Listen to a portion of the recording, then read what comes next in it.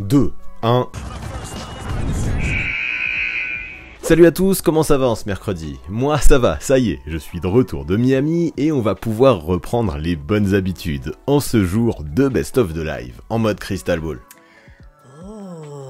Et là vous étiez plusieurs à me le demander, quand est-ce que tu reprends tes vidéos tier list? Eh bien c'est maintenant, avec les ailiers forts. Mais avant ça, il faut que je vous parle du sponsor du jour, Derby Ball, qui encore une fois m'a envoyé des super t-shirts. Regardez celui-là, là, celui de Jason Tatum, il est juste magnifique. Et petit spoiler, vu que Basketball Référence l'a classé parmi les postes 4, ça se peut très fort qu'on parle beaucoup de lui aujourd'hui. Quoi qu'il en soit, si vous êtes des habitués de la chaîne, Derby Ball vous connaissez. C'est une marque de t-shirts, mais aussi de sweats, de jogging, de coques de téléphone, tout ce que vous voulez, aux couleurs de vos équipes et surtout de vos joueurs préférés. Le choix qu'ils ont est juste insane, avec des joueurs du présent comme du passé. Allez parcourir leur catalogue, vous allez halluciner. Il y a plus de 500 références, il y a de quoi vous faire kiffer. Et là où ils me font le plus halluciner encore, c'est sur leur réactivité. Quelques jours après le trade de KD aux Suns, il y avait déjà des t-shirts aux couleurs de Phoenix avec Kevin Durant dessus. Pareil pour les 71 points de Lillard. Donc allez voir sur le site de Derby Ball, c'est original, c'est joli, c'est quali, et avec le code promo le 6e homme, vous choperez 10% sur l'intégralité de votre commande. C'est le meilleur moyen de vous faire kiffer, mais aussi de soutenir la chaîne. Alors que demande le peuple? C'est du win-win, tout le monde est gagnant. Yeah, baby.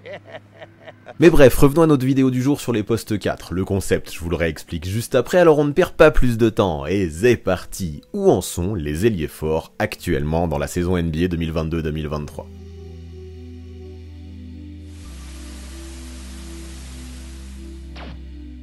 Aujourd'hui, on parle des ailiers forts. Comme vous pouvez le voir là, vous avez la liste en bas, je vous invite à la regarder un petit peu pour vous aider à les classer ensuite. Sachez que là, pour les choisir, je n'ai pris que ceux qui avaient fait au moins 20 matchs, parce que en dessous, ça me semble un échantillon insuffisant pour les juger, et qui jouent au moins 30 minutes de moyenne sur ces au moins 20 matchs qu'ils ont joués.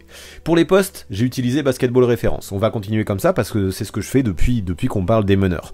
Mais l'année prochaine, je pense, et c'est ce que je disais déjà sur le dernier live Twitch qui parlait des ailiers, je pense qu'il y aura du changement, je les aime bien, Basketball Référence, et généralement, moi je trouve qu'ils font des choses assez cohérentes avec un outil analytique qui est pas mal développé, mais je trouve que ça a ses limites. C'est utile de se servir de Basketball Référence pour éviter un débat des postes et avoir un référentiel commun qui nous évite un débat des postes qui est assez inutile dans la NBA d'aujourd'hui, vu tellement les joueurs à quel point ils sont polyvalents. Mais ça m'embête parce que malgré leur outil statistique qui essaye d'évaluer à quel poste joue au maximum un joueur, donc voilà, moi ce que j'aime bien c'est que c'est ça, Basketball Référence va vraiment étudier à quel poste joue un joueur, à quel poste il est utilisé, et pas parler de son poste naturel, et moi ça me va, vu que là justement on va juger sur cette saison, je trouve ça bien qu'on juge parmi ceux qui sont utilisés cette saison en fonction de leur poste. Ben, je trouve quand même que oui, il y a des incohérences, donc les mathématiques et les statistiques peuvent pas faire tout, et donc l'année prochaine je pense que je trouverai une autre solution pour trier les joueurs par poste, parce que là je vois pas tout. Par exemple un Pascal Siakam, c'est vrai qu'il est utilisé au poste 5, mais ça me fait bizarre de pas le mettre au poste 4 cette année, et même un Jason Tatum, pour moi, dans le 5 de départ des Celtics, il est là aujourd'hui, mais pour moi, dans le 5 de départ des Celtics, c'est plutôt un poste 3 qui va jouer avec Al Horford et Robert Williams. Même si après, pendant le match, il est décalé au poste 4 et que c'est Basketball Référence l'a mis là pour ça, parce qu'au final, sur toute la durée des 48 minutes, il joue potentiellement plus au poste 4 qu'au poste 3. Enfin voilà, moi je trouve qu'il y a quelques incohérences, je sais pas encore comment je vais faire pour l'an prochain, mais effectivement, il y a des choses qui me vont pas dans ce qu'ils font, donc voilà, il faudra y réfléchir. On verra si vous avez des idées, d'ailleurs, n'hésitez pas à me les signifier et à me les donner. En tout cas, on va sortir de cette histoire de débat des postes, parce que justement vous avez compris que moi j'y donne pas beaucoup d'importance. Moi ce que je trouve cool, c'est de comparer tous ces gars. Et pour les comparer, comme vous le voyez, on a 5 échelons, donc retenez plutôt les étages, 1, 2, 3, 4, 5. Gods, cracks, bon, average et pas mal, c'est plutôt pour donner des indications, mais essayez d'en sortir aussi. Vraiment retenez 1, 2, 3, 4, 5, et c'est pour ça, déjà, commencez à imaginer ceux que vous pensez mettre au 1, ceux que vous pensez mettre au 2, ça facilitera le classement des premiers, de toute façon, et c'est pour ça que je vais aussi vous demander d'être sévère et de ne pas hésiter à mettre des gars à l'échelon 5. Sinon, il y aura personne en bas. Au vu des gros noms qu'il y a, sans ça, on va se retrouver avec 10 joueurs à l'échelon 1, et peut-être, j'abuse un peu, mais 10 joueurs à l'échelon 1 et personne à l'échelon 5. Et ça, ce serait quand même dommage. Un joueur qui est là, déjà, il faut savoir qu'il joue plus de 30 minutes. Et un joueur qui joue plus de 30 minutes dans son équipe, en NBA, ça veut déjà dire qu'il est bon. Donc il est au moins pas mal. Donc un échelon 5, c'est pas forcément le sanctionner, c'est pas forcément le punir. Au contraire, c'est déjà cool qu'il soit dans cette liste, et être à l'échelon 5, à l'échelle de toute la NBA, franchement c'est bien. Donc essayez de vous rappeler ça, ça va être super important pour essayer de hiérarchiser au mieux ces joueurs. Il faut aussi se rappeler que là on juge que de la saison en cours, on oublie ce qu'ils ont fait avant. Vraiment, on oublie tout ce qu'ils ont fait les saisons d'avant. On oublie aussi les attentes qu'on pouvait avoir par rapport à eux. Par exemple, un joueur qui a un très gros contrat et qui est juste moyen, mais il faut pas le pénaliser plus qu'un joueur qui a le même niveau mais qui aurait un petit contrat et qui surprend dans le bon sens. Non, s'ils ont le même niveau, on les met au même niveau. Ça, c'est pas facile, hein, mais il faut l'oublier. Donc toutes ces attentes, on oublie le salaire, on oublie aussi le potentiel. C'est pas parce qu'un joueur a un potentiel de fou furieux pour performer et pour devenir une superstar à l'avenir qu'aujourd'hui c'est une superstar. Donc vraiment juger, voilà, il faut se rappeler tout simplement qu'il faut décontextualiser tout ça, qu'on juge le niveau basket au moment M, à l'instant T, et tout le reste on le met de côté. Donc voilà, vous voyez aussi la liste, ça fait 23 joueurs que je vais vous présenter aujourd'hui, donc chacun à leur tour ils auront droit à leur petit briefing, leur petit speech sur ce que je pense de cette saison, et vous ensuite, quand j'aurai fini mon speech, vous allez les classer. Donc on a du taf, et sachez aussi également pour finir que comme d'habitude, si vous vous demandez pourquoi je les aborde dans cet ordre, c'est que je les ai classés par ordre chronologique de leur temps de jeu. C'est pour ça qu'on commence par Jabari Smith Jr. qui joue à peine plus de 30 minutes et qu'on finira par Jason Tatum qui, parmi ses joueurs, est celui qui joue le plus. Alors on commence par Jabari Smith Jr. qui cette saison tourne environ, de toute façon les stats évoluent tous les jours, donc c'est pour ça que je le dis en gros, à 12 points et 7 rebonds par match, avec une adresse de 38% au global et 30% à 3 points. C'est pas ouf, on va pas se le cacher, sachant que les autres stats sont assez anecdotiques. Donc avec Jabari Smith Jr. on pourrait être tolérant parce qu'il est rookie, mais si vous avez bien compris le concept, non, on va oublier le fait qu'il est rookie, parce que ici, on est dans la cour des grands, il est jugé parmi les grands, parmi des joueurs expérimentés, et on va pas être plus tolérant avec lui parce qu'il est inexpérimenté.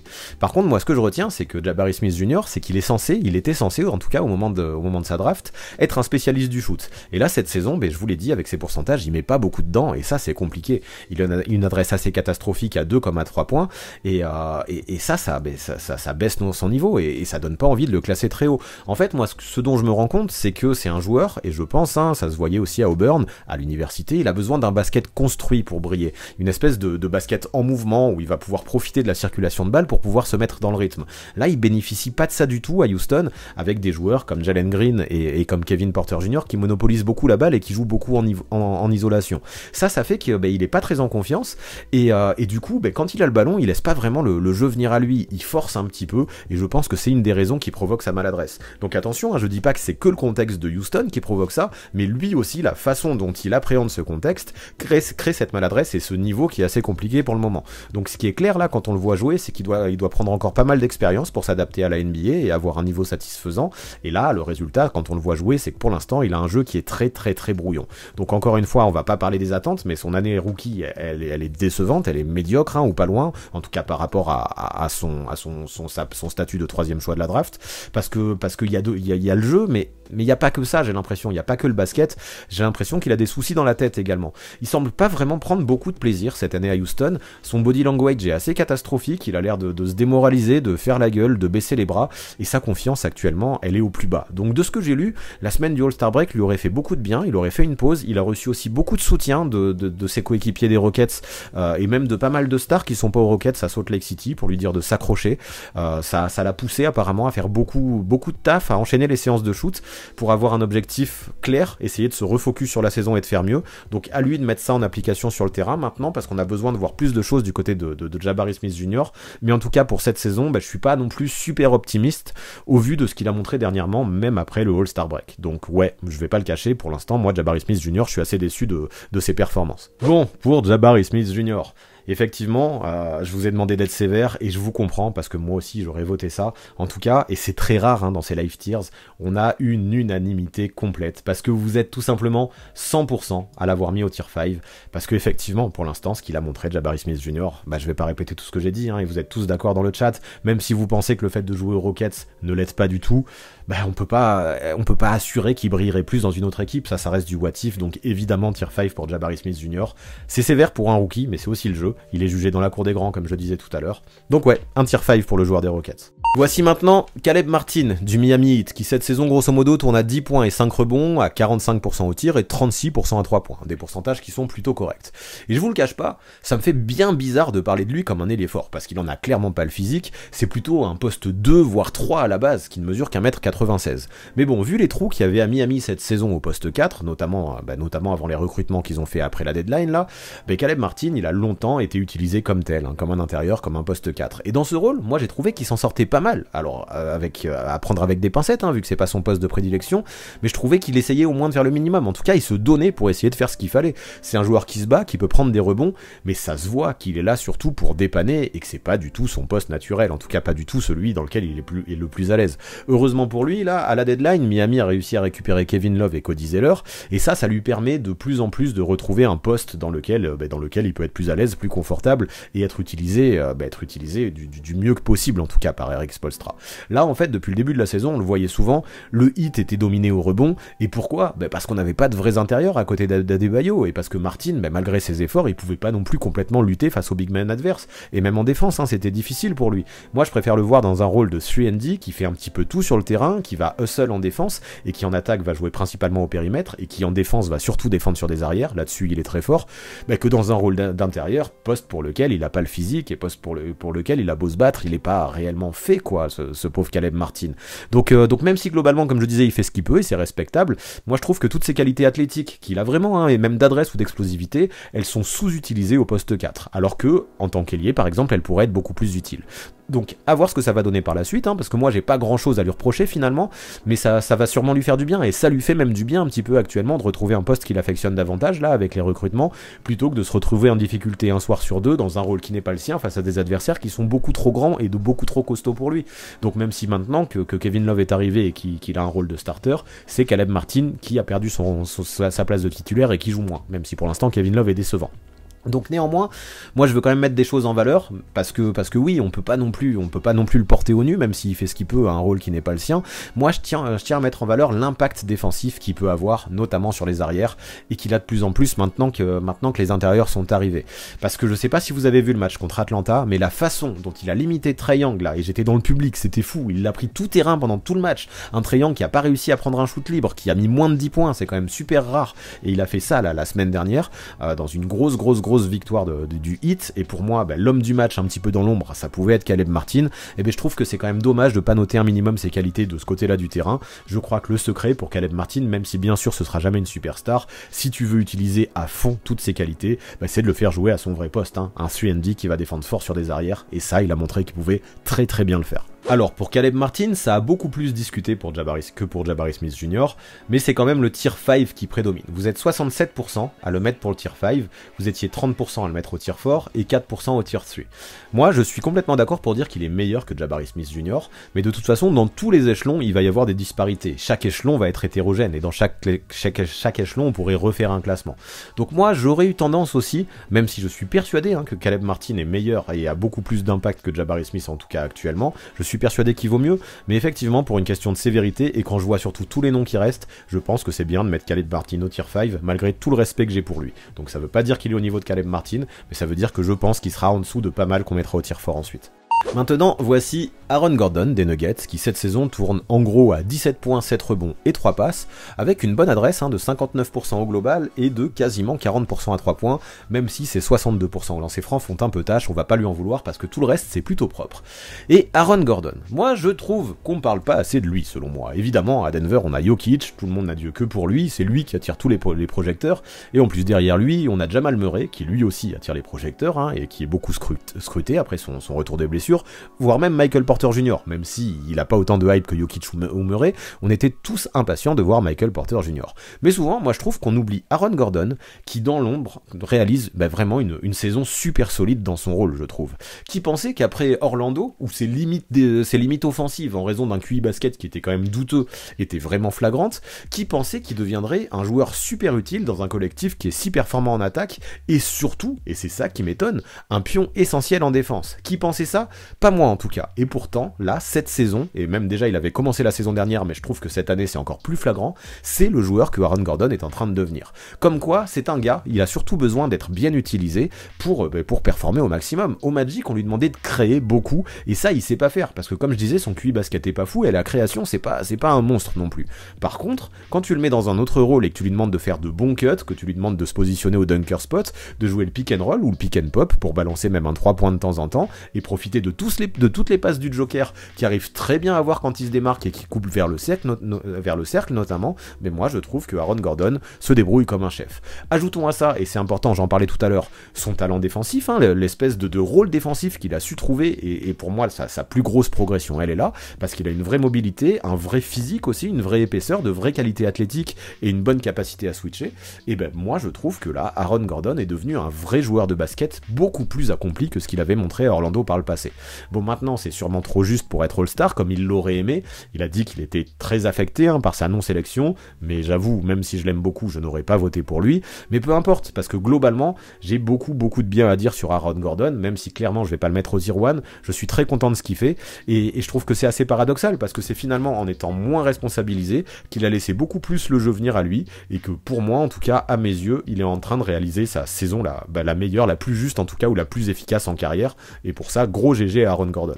Alors pour Aaron Gordon, déjà ça se voit, et de toute façon je m'en rendais compte en faisant son portrait et en disant ce que je pense de lui cette saison, on passe déjà à un autre niveau, parce que là c'est pas tier 5, c'est pas tier 4, c'est directement le tier 3 pour 73% d'entre vous. Vous étiez 14% à le mettre au tier 2 et 14% au tier 4, bah voilà, de toute façon ça montre qu'il y a une grosse majorité qui le met au tier 3, et c'est là où je l'aurais mis aussi, parce que moi je trouve que c'est devenu un joueur intelligent, un joueur impactant, un joueur de l'ombre qui a pas besoin de trop se montrer, je vais pas refaire tout le speech que j'ai fait avant. Non, un vrai joueur de basket qui en plus de ça est utile des deux côtés du terrain et qui pour moi, même en playoff, devrait avoir une très grosse utilité dans le dispositif de Mike Malone. Donc vraiment bravo à Aaron Gordon, un tier 3 c'est très mérité pour lui.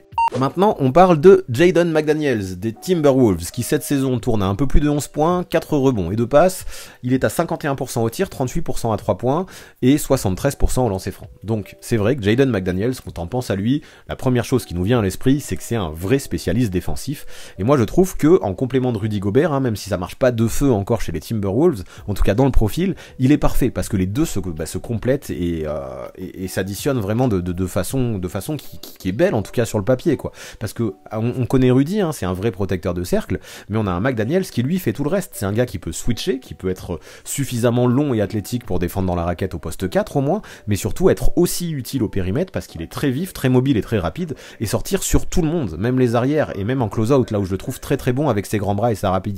Donc ouais, c'est ce que je dis, pour moi cette paire avec Rudy Gobert, elle est très complémentaire, au moins défensivement. Dans les Money Times, notamment d'ailleurs en défense, je trouve qu'il m'épate de Jaden McDaniels. On se rappelle de l'action du match face à Dallas, où ça date d'il y a quelques semaines, déjà je dirais 2 semaines de mémoire, où on avait un Doncic et un Kyrie Irving qui ont cafouillé la dernière possession, donc beaucoup de monde s'est moqué un petit peu de cette action, où c'était un petit peu en mode à toi, à moi, on essaye d'être poli pour laisser le shoot à l'autre, mais la vraie vérité, c'est aussi que de l'autre côté du terrain, on a McDaniels qui a fait un taf immense pour les faire bégayer et faire en sorte qu'aucun des deux n'ait un shoot facile. Donc moi je trouve qu'il a vraiment gagné sa place dans le 5 des Timberwolves et même en NBA plus globalement grâce à cette défense. Moi j'ai l'impression qu'il peut, alors éteindre c'est un bien grand mot, mais il peut faire du mal et il peut compliquer la tâche de beaucoup de monde au périmètre.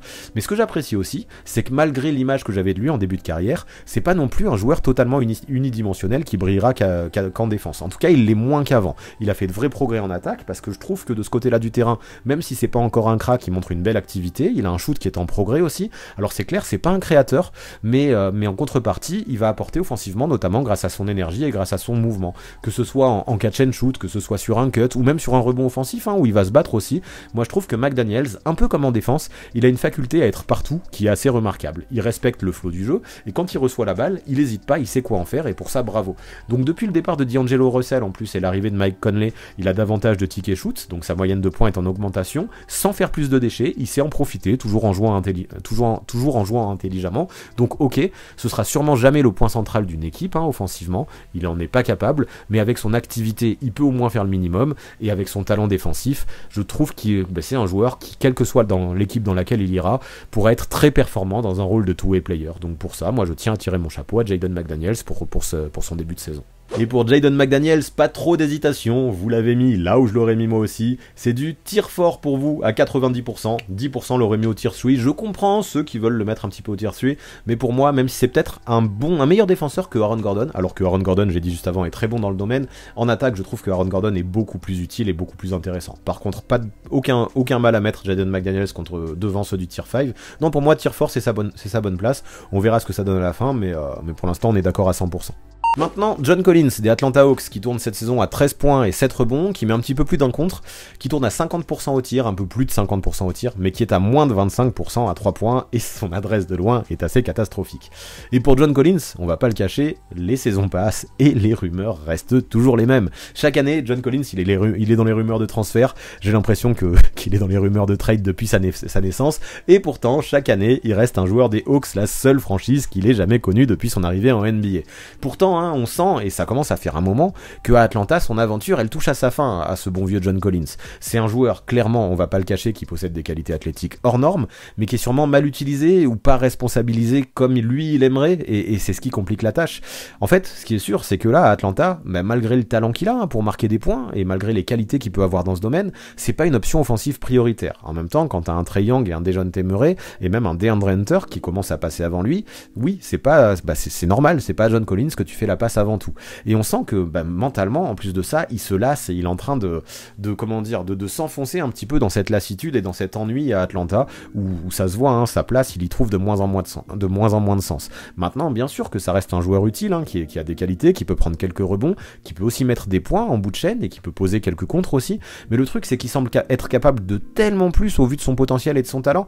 Là, j'ai pas l'impression qu'il joue très sérieusement, qu'il s'implique beaucoup. Lui aussi, son body language est assez bof. Il balance des shoots à 3 points un peu n'importe comment, c'est ce qui explique son adresse catastrophique, parce que tous les shoots qu'il prend, ou en tout cas la grande majorité, j'ai l'impression qu'ils vont contre le flow du jeu, et quand il a la balle également, je trouve qu'il joue un peu seul, sans penser à l'équipe, il aide pas le ballon à faire circuler, comme si lui il se dit, moi je suis à Atlanta, j'attends que ça passe, et en attendant j'essaye de faire des stats pour pas que ma valeur elle baisse. Je schématise beaucoup, je suis très sévère avec John Collins, je dis juste, voilà, je schématise et je grossis le trait pour vous faire comprendre l'impression que ça me donne. Et souvent le problème c'est que, alors que c'est vrai qu'il y a déjà beaucoup de créateurs à Atlanta, lui quand il a le ballon il essaye de montrer qu'il peut un peu créer aussi, et ça peut handicaper l'équipe parfois, parce que oui, ça lui arrive régulièrement d'être à contre-courant du jeu. Donc ouais, en tout cas là j'ai l'impression, encore une fois ça se base sur des impressions parce que je suis pas dans leur tête aux joueurs, mais qu'il a pas vraiment la tête au basket, du moins pas la tête au basket à Atlanta, et en même temps j'arrive à le comprendre, parce que être dans les rumeurs de trade tout le temps quand tu te sens pas désiré, moi je peux comprendre que ça décourage à force. Donc à voir si l'arrivée de Quinn Snyder peut lui remonter le moral, mais pour l'instant sur les quelques matchs qu'il a joué avec Quinn Snyder, et je l'ai vu lui aussi à Miami, mais il a été assez discret, assez invisible, et je vois pas beaucoup de progression. À mon avis, tant qu'il changera pas d'air, ça risque de stagner, voire d'être de pire en pire pour John Collins là, à l'avenir. Pour John Collins, vous êtes 77% à le mettre au tir fort, donc je le mets directement. On en avait 18% qui le mettaient au tir 5 et 5% qui le mettaient au tir 3.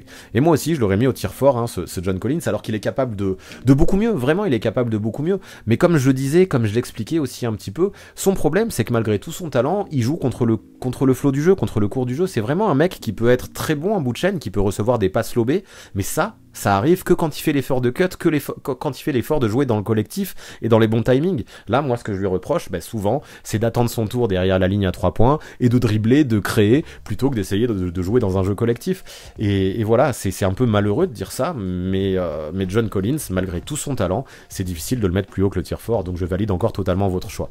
Maintenant, Draymond Green, qui cette saison, à Golden State, chez les Warriors, tourne à 8 points, un peu plus de 7 rebonds et quasiment 7 passes de moyenne par match.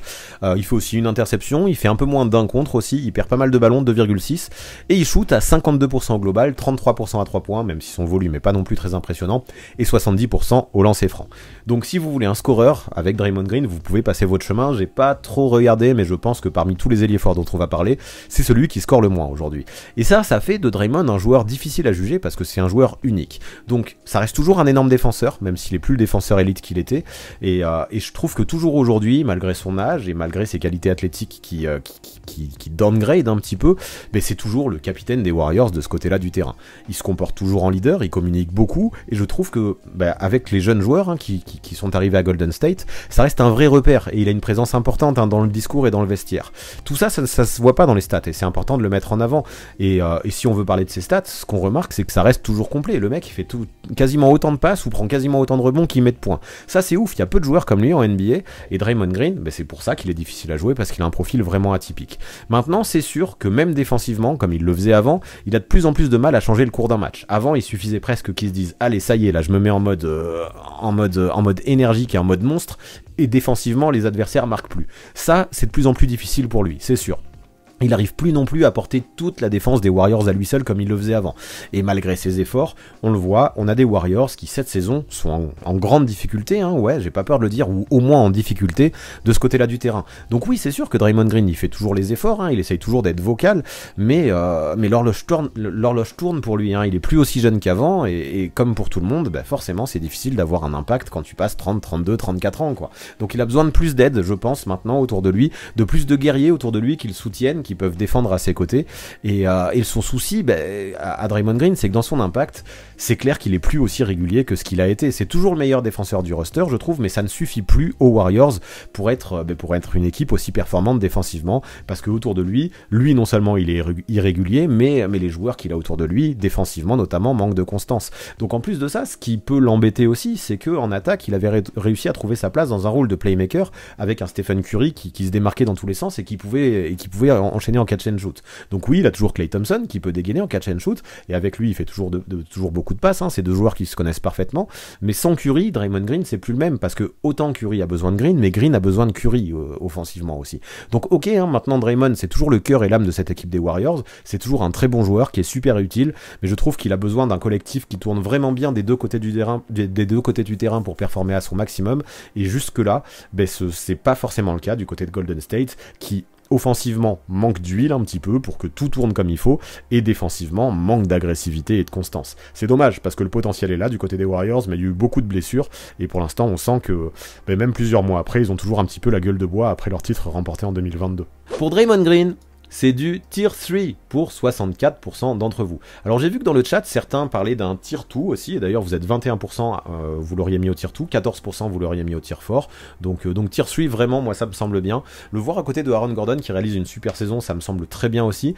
Tier 2, moi je comprends qu'on veuille le mettre là, parce que effectivement, on sent qu'il en a encore sous la pédale, et qu'il peut faire encore mieux, et qu'il a besoin de joueurs plus réguliers à ses côtés. L'absence de Wiggins, et en tout cas sa disparition statistiquement, et même dans son impact, lui fait du mal. J'ai parlé de Stephen Curry aussi tout à l'heure, et Klay Thompson n'est plus le même non plus. Tout ça, ça fait du mal à Draymond Green et ça lui fait des excuses. Mais moi, j'ai l'impression que Tier 2, c'est trop se rappeler des années d'avant. En tout cas, pour moi, c'est trop pour Draymond Green. Donc, je l'aurais mis au Tier 3 moi aussi, parce que j'ai l'impression que c'est sa saison, ou au moins l'une de ses saisons les plus compliquées en carrière.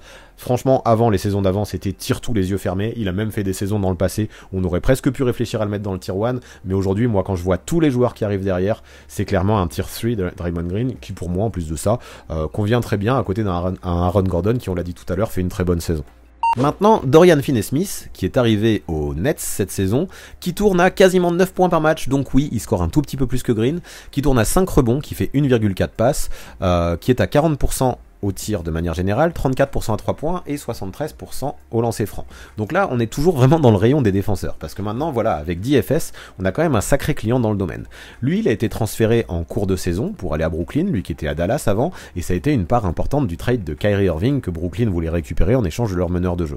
Et directement, à son arrivée aux Nets, moi j'ai trouvé qu'il avait montré ce qu'il pouvait apporter de ce côté-là du terrain, en défense, parce qu'il a une capacité à défendre vraiment sur tous les postes, du poste 1 au poste 4, alors au poste 5 peut-être pas, ça dépend, si face à des postes des 5 small ball il peut, mais c'est vraiment du poste 1 à 4, et là il est super utile, et là il a aucune faiblesse aussi, vraiment du poste 1 à 4 il peut tout faire, et apporter une vraie identité défensive chez les Nets, que Jacques Vaughn essaye de vraiment développer depuis qu'il a remplacé Steve Nash, et encore plus avec l'arrivée de Michael Bridges, là qui est arrivé. Quand tu as un Michael Bridges et un Dorian Finney-Smith dans ton équipe, tu sais que ton équipe elle va défendre, elle va être polyvalente, et elle va pouvoir switcher. Tout ça c'est vrai. Maintenant, malgré tout son talent défensif et sa capacité à défendre partout, cette polyvalence que je trouve super intéressante, il est quand même globalement en difficulté avec son tir cette saison. Tout ça, on est obligé de le prendre en compte. Mais mine de rien, malgré l'inconstance, j'ai envie de dire qu'il est en attaque, il arrive à avoir pas mal de temps de jeu et l'avoir de façon constante, parce que oui, à chaque fois, tu sais que tu vas avoir besoin de lui pour aller se taper le meilleur attaquant adverse et essayer de le limiter. De toute façon, en attaque, son rôle c'est surtout de balancer des triples dans le corner. Tu le mets dans le corner ou aller à 45 degrés, tu vas essayer de faire en sorte que tu aies des arrières qui créent du spacing, en tout cas qui créent de la gravité et qui kick out. Et là, Dorian Finney-Smith, il sera utile pour mettre des shoots. Malheureusement, il aimait pas trop. Mais au moins, ce que j'apprécie, c'est qu'il les prend. Son rôle, il le connaît. Et même s'il possède ces espèces de limites offensives qui sont réelles, et encore plus quand l'adresse n'est pas là, ces limites, elles deviennent vraiment flagrantes, impossible de nier son talent défensif et sa capacité d'adaptation, vu comment directement, à Brooklyn, même s'il est toujours en difficulté avec son shoot, il a montré son talent de ce côté-là du terrain pour éteindre les adversaires. Pour Dorian Finney-Smith, On a vu au début du sondage, c'était très serré entre le tier 3 et le tier 4. Vraiment, ça se tirait la bourre, ça se jouait à quelques pourcentages près. Et à la fin, on a une flopée de votes tier 4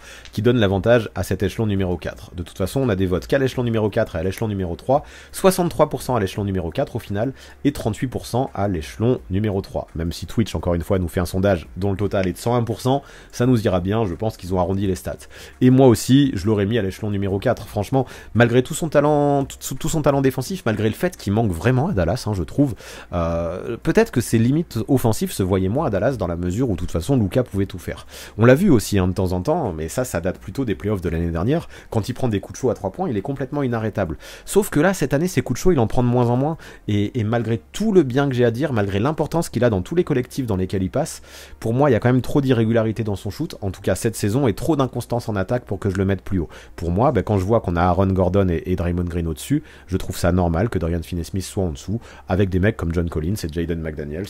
Donc oui, j'adore Dorian Finney-Smith, mais j'ai du mal à le mettre plus haut que l'échelon 4, donc on va le mettre ici, et vous êtes d'accord avec ce constat-là et ce classement-là. Voici maintenant, pour continuer dans l'ordre chronologique des joueurs qui jouent le plus de minutes, Bojan Bogdanovic des Pistons, qui tourne à 21,5 points par match cette saison, qui tourne à un peu plus de 3 rebonds, un peu moins de 3 passes, et qui a des gros pourcentages. Bon, ses stats défensifs, j'en parle pas, c'est pas ouf, mais il est à 49% au global, plus de 40% à 3 points et 88% au lancer franc. Et je trouve que le Croate, il est quand même difficile à juger. Bon, je sais, je le dis souvent, je l'ai dit pour Draymond Green tout à l'heure, mais vraiment avec Bogdanovic, c'est le cas. Alors bien sûr, si vous regardez que la ligne de points, bien sûr que c'est un excellent joueur. C'est le joueur qui joue le plus à Détroit, c'est l'option 1 offensive limite, malgré tous les jeunes joueurs qu'il y a et tout le talent qu'il y a à Détroit, c'est lui qui est le plus responsabilisé offensivement du côté des Pistons, et pourtant, moi je me demande un peu ce qu'il fout dans cette équipe. Le mec c'est un scoreur né qui peut mettre 20-25 points par match les yeux fermés quand il est responsabilisé et qu'il a le ballon, face à n'importe quelle défense en plus. De toute façon c'est son truc, mettre des buckets, mettre des points, c'est son talent et c'est là-dessus qu'il a sa force et qu'il a fait toute une carrière en NBA. Et en plus il fait ça avec une adresse folle et une réelle efficacité. Tout ça c'est vraiment à mettre en valeur et à mettre en lumière. Par contre, ce qu'il faut noter c'est que à part le scoring, il apporte pas grand-chose, il est beaucoup moins performant dans tous les autres secteurs. Par contre voilà, quand on parle de Bojan Bogdanovic, ce qu'on regarde, c'est sa moyenne de points où à chaque fois il est très bon, que ce soit en tant que créateur ou en jeu off-ball, c'est un crack du scoring parce qu'il sait tout faire pour mettre le ballon dans le panier. Le problème, c'est que maintenant, même si on parle de scoring, j'ai déjà évoqué le fait que dans les autres stats il pèse que peu, mais c'est qu'il joue ce rôle d'option 1 dans une team de Détroit qui n'en peut plus de perdre, et forcément que ses stats sont gonflés en étant autant responsabilisé et en ayant autant le ballon. Et ce dont on se rend compte, je trouve, c'est que son scoring tout seul suffit pas pour faire gagner une équipe. Son basket, en fait, c'est pas celui d'une star. Bien sûr qu'il peut jouer ce rôle-là, mais pas dans une équipe qui gagne. Vaudrait mieux, dans une équipe avec des ambitions, comme il était à Utah par le passé, qu'il soit une option 2, voire une option 3. Sinon, comme c'est le cas à Détroit cette année, ok, on a un Bogdanovic qui va scorer, c'est 20, 22, 23 points, des fois 25 points, mais dans une équipe qui va toucher les bas-fonds parce que Bojan Bogdanovic en tant que star, ça fait pas rêver et ça permet pas de viser les sommets du classement et de passer des tours de play-off. Donc faire des chiffres individuellement, c'est très bien, et voilà, vraiment, je vais pas nier les qualités qu'il a, Bogdanovic dans le scoring, je l'ai déjà assez dit, mais quand l'impact sur la victoire est que minime, ou que l'impact sur le collectif est minime, moi je trouve que ça a moins de sens. C'est pas non plus un joueur qui va faire circuler la balle et rendre les autres meilleurs, et ce, malgré toute l'efficacité qu'il a pour mettre des points aux 3 niveaux de toute façon. Maintenant voilà, je le répète, je vais pas lui enlever. De ce que j'ai lu aussi, et de lui, si Détroit a décidé de le garder à la deadline, c'est qu'il joue également très bien son rôle de mentor auprès des jeunes, pas de menteur, mais de mentor. Dans le vestiaire, il a une vraie voix, et il montre l'exemple aux gamins, mais voilà, c'est déjà ça, mais maintenant, malgré le fait que ce soit un crack au scoring, son manque de faculté et de qualité pour rendre les autres meilleurs m'embête quand même un petit peu du côté de Bojan Bogdanovic. Et voilà, de toute façon, le résultat est là, le but au basket c'est de gagner, et Détroit ne gagne pas. Alors pour Bojan Bogdanovic, ça a été très serré, et je vous avoue que moi j'aurais été très embêté si j'avais dû voter, parce que j'aurais hésité entre le tier 3 et le tier 4, parce que pour moi c'est vraiment un tier 3,5. Donc là je vais vous suivre, je vous fais confiance, vous êtes 55% à le mettre au tier 4, et vous étiez 45% à le mettre au tier 3. Moi avec son scoring, clairement, j'avais envie de le mettre au tier 3, mais au vu du peu d'impact que ça a sur la win, j'avais envie de le mettre au tier 4. Donc voilà, je vais vous suivre, pas le choix, vu qu'il n'y a pas d'échelon entre ces deux-là.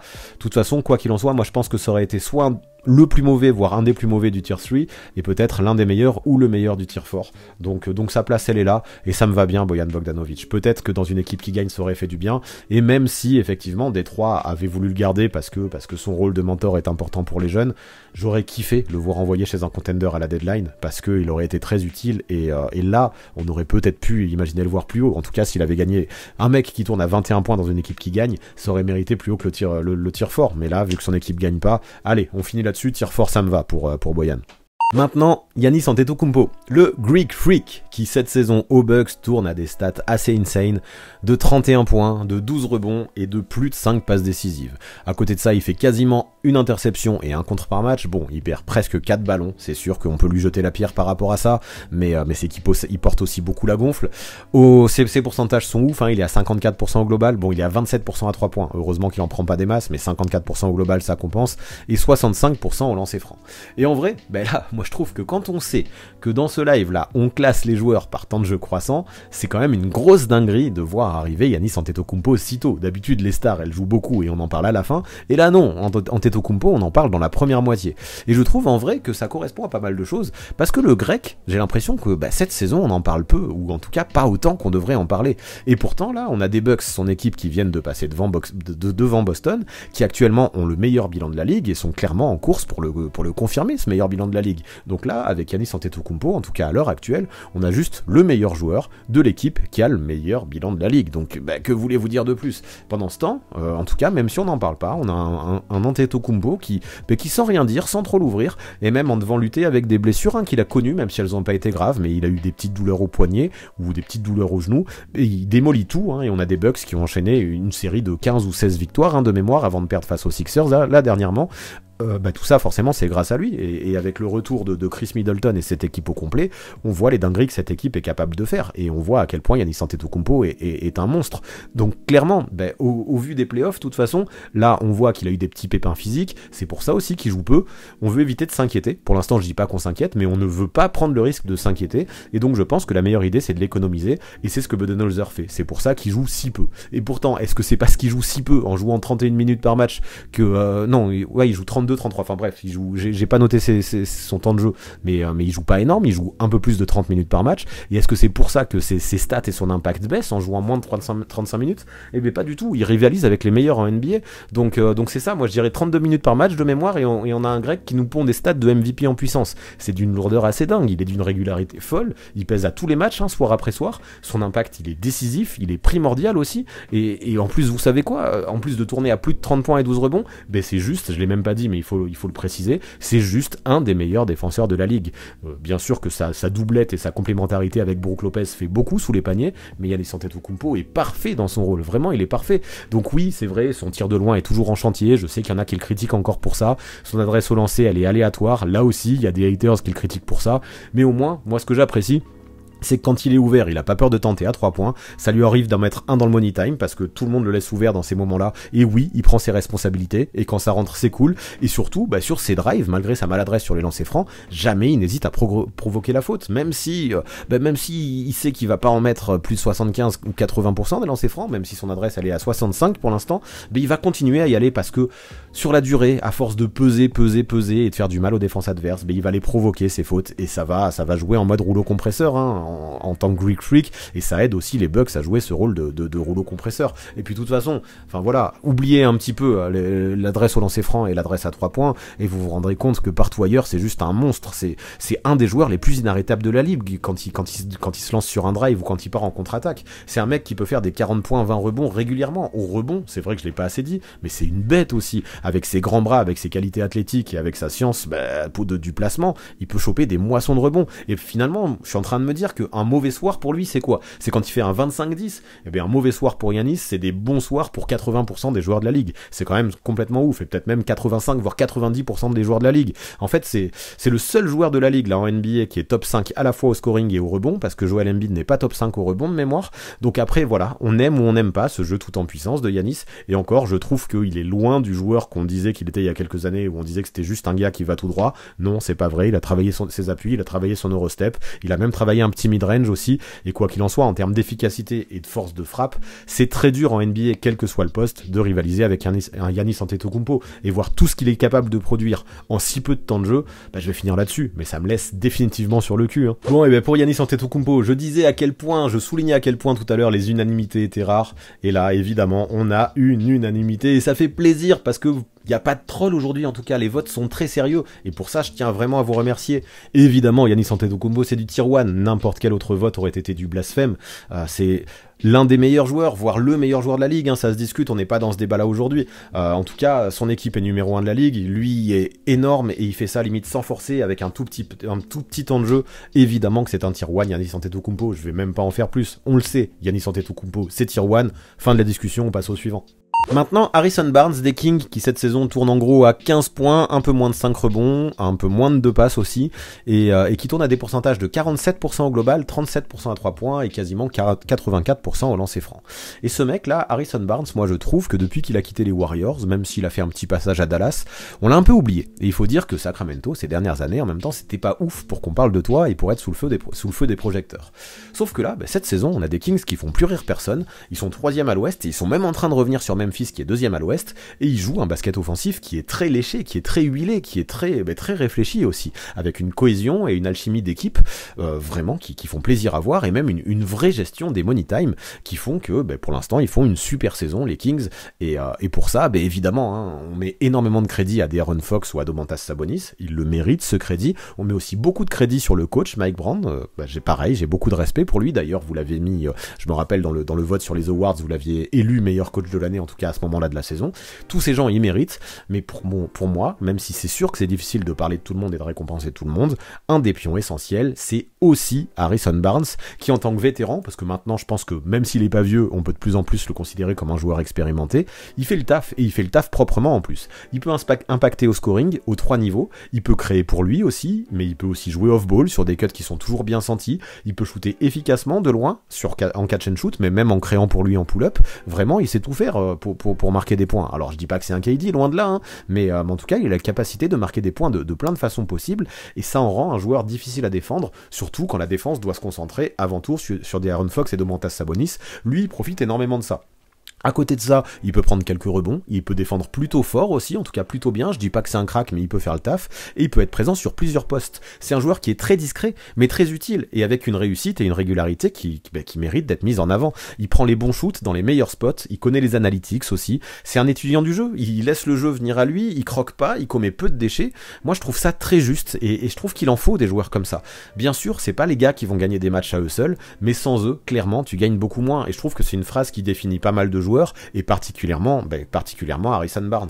Donc le mec, pour ces Kings, alors que peu de monde s'en rend compte depuis le début de la saison, je le trouve quand même crucial, et pour ça je tiens à lui donner pas mal de respect, parce qu'à 30 ans maintenant, je le trouve mûr à point, statistiquement si on regarde dans le passé, il a déjà fait des meilleures stats, et pourtant j'ai l'impression qu'il est en train de jouer l'un des meilleurs baskets de sa vie, et dans une team qui gagne en plus, donc let's go. Harrison Barnes, j'aime beaucoup. Ce sera peut-être un peu juste pour le mettre dans les tiers supérieurs, on va voir ce que vous dites, mais vraiment je tenais à en parler et à le mettre en avant pour la très grosse saison qu'il fait, que ce soit individuellement, mais individuellement dans un collectif des Kings qui réussit très bien cette saison. Encore une fois, pour Harrison Barnes, je vous ai trouvé très juste. En tout cas, nous sommes d'accord, 85%, donc pas trop d'hésitation, 85% à le mettre à l'échelon 3, et pour moi c'est sa place. Je le mets au même niveau, au même rang, en tout cas sur cette saison, que des joueurs comme Aaron Gordon ou Draymond Green. Elle est là sa place.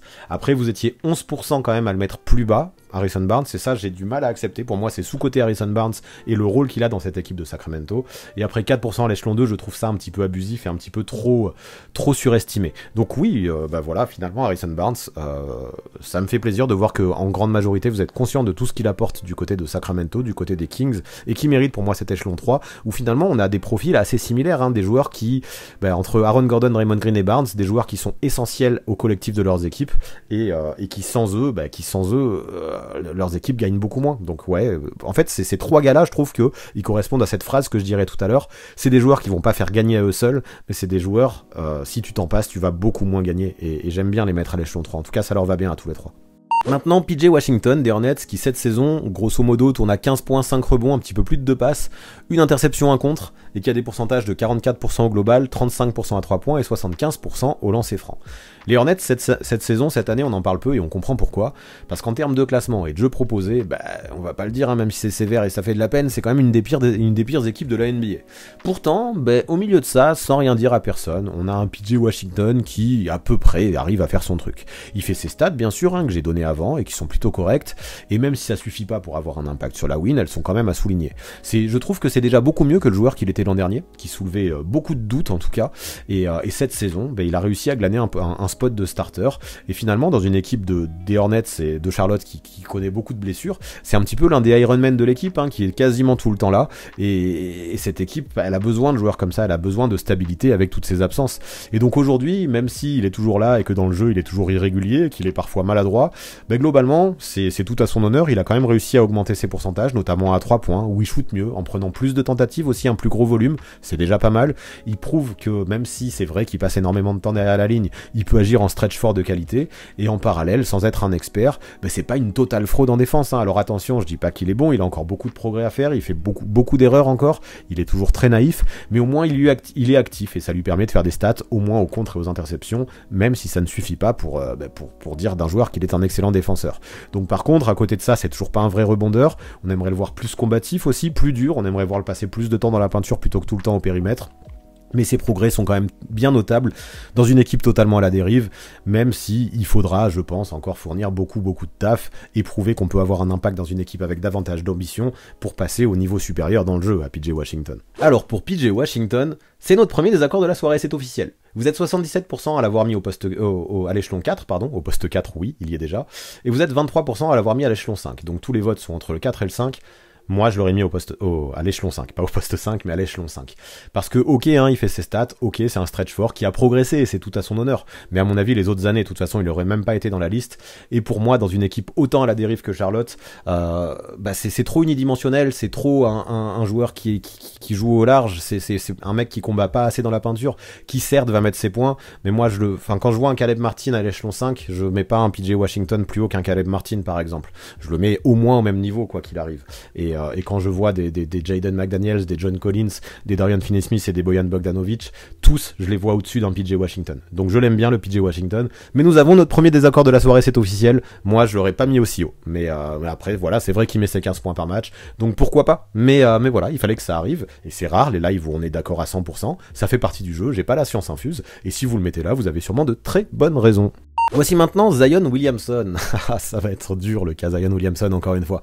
Donc lui par contre il tourne à 26 points, 7 rebonds et quasiment 5 passes, des stats de dingue, un peu plus d'une interception, 0,6 contre, 61% au tir, c'est très propre et même 37% à 3 points même s'il en prend pas beaucoup et 71% au lancer franc. Donc effectivement il va être très très dur à juger parce que oui Zion c'est un joueur qui est plein de qualités, ça c'est sûr et certain, mais son incapacité à rester en bonne santé là elle commence à être relou, mais vraiment moi j'en peux plus de tout ça, de voir son talent et de voir qu'il manque la moitié des matchs, voire même plus. Cette année, en début de saison, on commence à y croire. En tout cas, moi, je commençais à y croire. Il avait des clauses dans son contrat qui l'obligeaient à faire un petit peu attention à son alimentation, à surveiller son poids et son hygiène de vie. Mais en fait, c'est un fail. Il semble incapable de refaire une saison à plus de 50 matchs. Et moi, ça m'inquiète réellement. Quel gâchis pour un tel talent.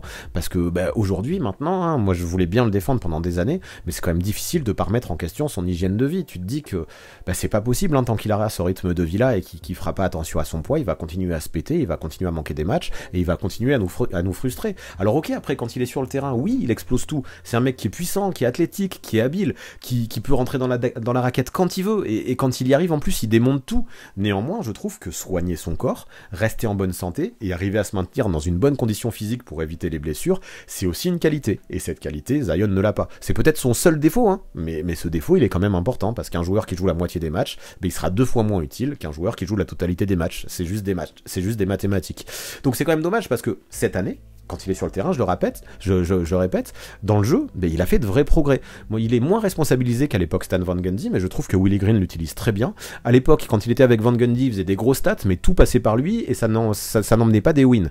Et là, maintenant qu'il est utilisé différemment par Willie Green, il arrive quand même à compiler d'énormes stats en arrêtant d'être le seul créateur, en jouant plus avec les autres, peut-être en étant utilisé plus en bout de chaîne qu'en créateur numéro 1.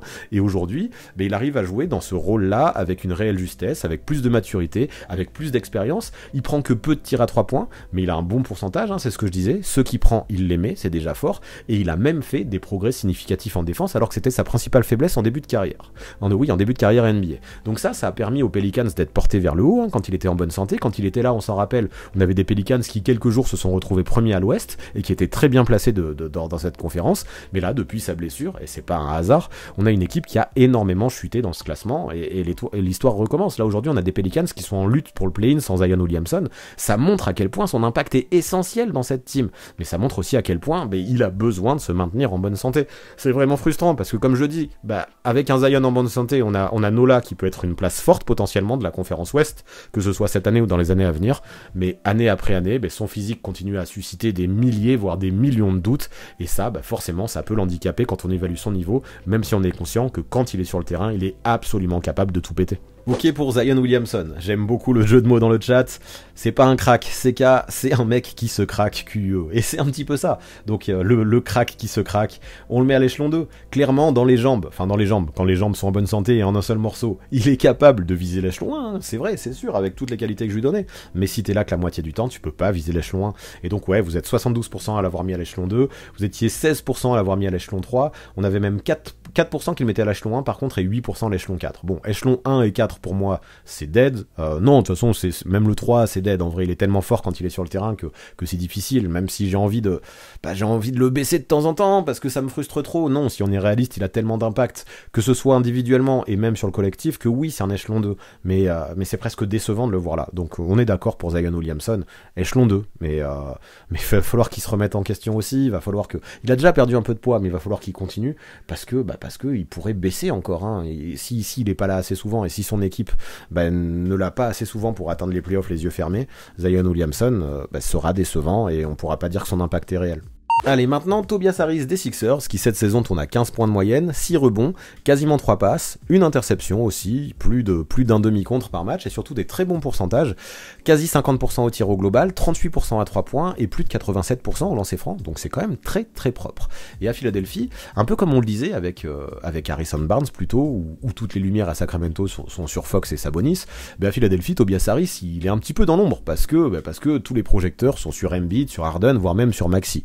Et pourtant, derrière eux, sans rien dire à personne, en étant discret, dans l'ombre, il y a un mec qui fait vraiment le taf, et il s'appelle Tobias Harris. Et mine de rien, moi je trouve que c'est aussi une vraie clé du succès de l'équipe. Donc le mec, j'ai trouvé que c'était assez fort en fait, et je trouve même que c'est assez fort, c'est devenu un spécialiste pour s'adapter au rôle qu'on lui donne. Son talent, à la base, on le connaît, hein, c'est scorer et créer son shoot. Mais du côté des Sixers, on n'a absolument pas besoin de ça, parce qu'on a beaucoup de mecs qui peuvent créer leur shoot et scorer. Embiid, Harden, Maxey, ça c'est des spécialistes. Donc si t'en rajoutes un quatrième, au bout d'un moment, l'équipe va pas tourner. Et au premier abord, on se dit, c'est dommage de pas pouvoir utiliser Tobias dans ce rôle-là, parce que c'est peut-être sa meilleure qualité.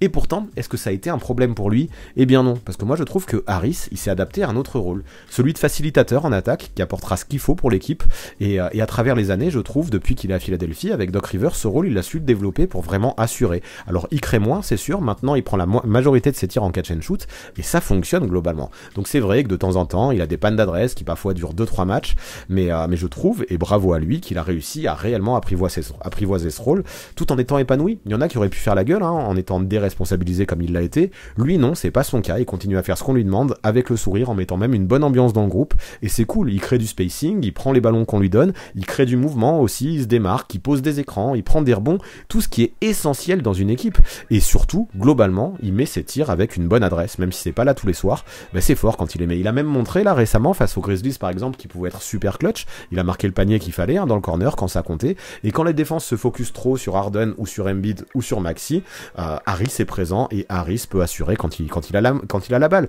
Après c'est vrai que c'est un joueur qui marche beaucoup à la confiance, mais quand elle est là, sa réussite elle fait plaisir à voir, donc chapeau à lui, hein, pour avoir réussi à s'adapter de la sorte, pour réussir à profiter de la gravité que ses coéquipiers engendrent aussi, et également, ça je tiens à le souligner, pour avoir réussi à devenir un défenseur sérieux, et je trouve que vraiment maintenant il est très sérieux de ce côté-là du terrain, alors qu'en début de de carrière, il était un petit peu invisible en défense. Donc c'est un gros bosseur, un compétiteur qui veut la win, qui est prêt à tous les sacrifices pour ça, qui peut sacrifier ses stats pour l'équipe, et je trouve que c'est bien. Aujourd'hui il se bat, il fait le taf, et même s'il a plus le niveau All-Star, hein, ou presque, alors il a jamais été All-Star, mais plusieurs fois il a été dans la discussion, maintenant il l'est plus, mais peu importe, parce qu'il s'est transformé en bon soldat, qui est très utile dans une équipe ambitieuse, et ça fait énormément de bien aux Sixers. GG Tobias pour avoir réussi à s'adapter à ce rôle sans faire la gueule, et à réussir à en tirer le maximum. Alors pour Tobias Harris, vous êtes 85% à l'avoir mis au tier 3, et pour moi c'est sa place, encore une fois, avec des joueurs super utiles dans le collectif, comme on en parlait tout à l'heure, hein, je vais pas refaire le débrief, mais oui, clairement sa place elle est là. Vous êtes 10% à l'avoir mis au tier 4, et vous étiez 5% à l'avoir mis au tier 2, donc c'est quand même assez anecdotique, la grande majorité le met au tier 3, là-dessus je suis d'accord avec vous, j'ai vu dans le chat que ça parlait un petit peu de son salaire, ben ouais, je comprends que oui, quand un joueur est payé comme ça, on aimerait qu'il ait un rôle beaucoup plus important, qu'il score plus, etc., etc., sauf que, est-ce que c'est vraiment de sa faute? Bah pas vraiment, parce qu'aux Sixers, oui, on le paye beaucoup, mais aux Sixers, on a déjà des mecs qui scorent beaucoup et qui vont créer beaucoup, et c'est ce que je disais tout à l'heure. Et au final, ben, on lui demande de faire un rôle. Alors, c'est vrai que les joueurs qui ont ce rôle, d'habitude, sont pas payés autant, mais ce qu'on lui demande de faire, il le fait 100% très bien. Donc moi, je m'en fous qu'il ait ce salaire-là. Peut-être qu'il pourrait être payé moins cher, mais dans la mesure où il fait exactement ce qu'il lui demande, et de toute façon, dans la mesure où, je l'ai dit en début de live, on ne parle pas de son salaire aujourd'hui, bah let's go, hein. Et je trouve que Tobias Harris, il y a beaucoup de positifs à dire sur son cas. Maintenant, Paolo Banchero, qui cette saison tourne à 20 points, 6,6 rebonds et quasiment 4 passes de moyenne. Il fait quasiment une interception aussi, 0,5 contre, et globalement il a 42% au tir, 28% à 3 points et 75% au lancer franc. Bon, c'est des pourcentages pas ouf, c'est sûr, mais ça reste quand même un bon joueur, et on va en parler. Donc oui, c'est un rookie, Paolo Banchero, mais déjà, on le considère parmi, là on va en parler comme je disais tout à l'heure pour Jabari Smith Jr., on s'en fout que ce soit un rookie, on va le considérer comme si c'était un joueur expérimenté parce qu'on le classe et on le compare avec des grands et des joueurs un peu plus expérimenté, en tout cas au poste d'ailier fort. Maintenant, moi ce que je retiens, c'est quand même que pour sa première saison, Banchero a prouvé qu'il pouvait tenir toutes les promesses qu'on peut attendre de la part d'un premier pick de la draft. Demandez à tous les défenseurs de la ligue, ils vont vous dire que face à lui, tu joues pas de la même façon que face à un rookie classique, en tout cas un rookie habituel. Le mec, il a quand même une panoplie qui est déjà assez folle, qui a un sens du jeu aussi, qui fait plaisir, et de plus, moi je trouve qu'il est déjà bien plus costaud qu'un rookie traditionnel. Donc moi j'avais peur de voir un mec très immature, quand j'ai vu qu'il était drafté au premier choix, j'avais quand même une petite part de moi qui me disait que ça pouvait être un fail, et non, pas du tout en fait. On a, alors j'allais dire l'italien, oui, parce qu'il a choisi de jouer pour l'Italie, mais on va dire l'américano-italien. Je trouve que déjà il montre de la maturité et il sait comment peser sur un match, et surtout il a un bagage qui est déjà très intéressant. On a un mec qui peut shooter de loin, un mec qui peut pull-up, un mec qui peut utiliser sa puissance aussi, son explosivité, ses qualités athlétiques. On a un mec qui peut dominer son adversaire par son physique, mais aussi qui peut le dominer par sa vitesse, qui peut driver, qui peut jouer au poste, qui peut scorer en mid-range, il peut jumper très haut aussi, utiliser ses épaules pour se faire de l'espace, il peut passer la balle aux autres aussi, il peut créer, il a peur de rien, il a peur de personne. Ça commence à en faire des qualités quand même pour un joueur comme ça, même si on oublie que c'est un rookie. Bon, après c'est sûr, si on veut être tatillon, il a quand même pas mal d'aspects à travailler. Son adresse de loin est parfois inconstante, son adresse tout court aussi est plutôt inconstante, sa sélection de tir elle est clairement à polir, il fait pas toujours les bons choix, en défense il reste parfois très très très naïf.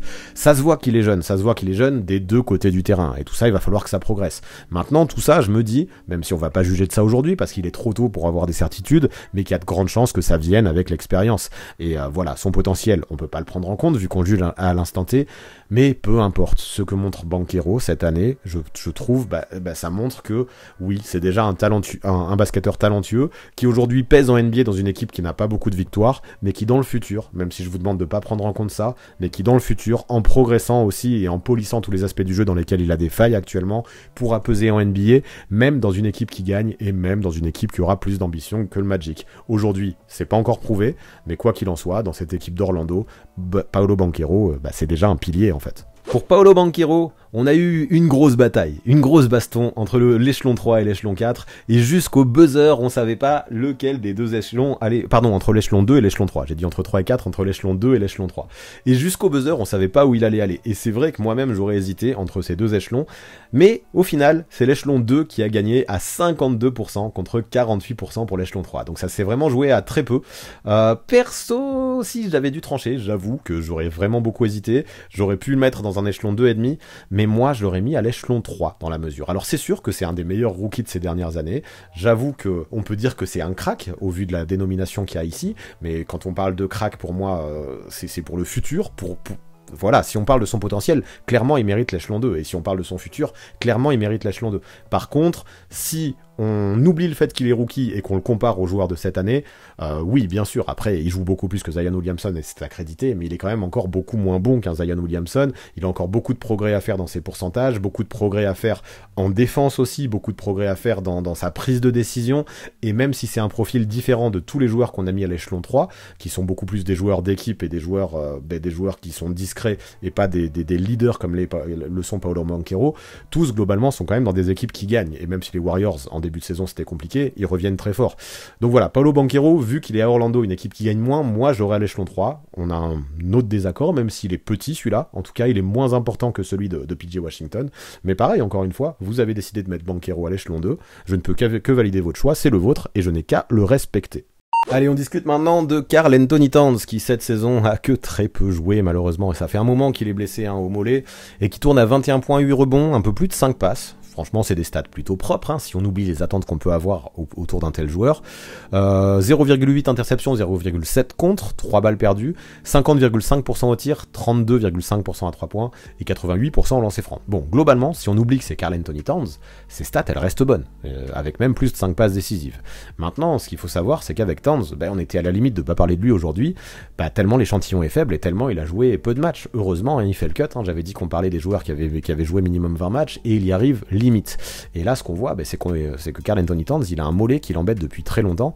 Là, apparemment, son retour est imminent, mais c'est vrai que cette saison, on l'a beaucoup plus vu en tenue de ville sur le côté du terrain que sur le terrain, parce qu'avec son mollet, il a connu tout un paquet de rechutes, et assurément, moi je trouve que les Wolves ont de quoi s'inquiéter pour la suite. Donc espérons qu'ils se remettent suffisamment tôt pour être là pour de potentiels playoffs du côté de Minnesota, ou au moins pour un play-in, pour qu'ils puissent y prendre le temps. Moi, à mon avis, de toute façon, il va revenir avant les playoffs, c'est pas mon inquiétude, mais ce qui est sûr, c'est qu'il a besoin de temps de jeu avant les playoffs pour être performant, pour pouvoir s'adapter à son nouveau poste et son nouveau rôle d'ailier fort, et à sa doublette avec Rudy Gobert, qui est assez nouvelle et novatrice dans cette espèce de tall ball que les Timberwolves ont voulu jouer en faisant venir Rudy Gobert et en décalant Karl Anthony Towns au poste 4. Parce que pour le moment, faut l'avouer, globalement, ce qu'on a vu de sa part, même si ça fait le taf, c'est pas non plus super glorieux. Ça doit être un tier 1 no-brainer, Karl Anthony Towns à la base, au vu de ce qu'il est capable de faire.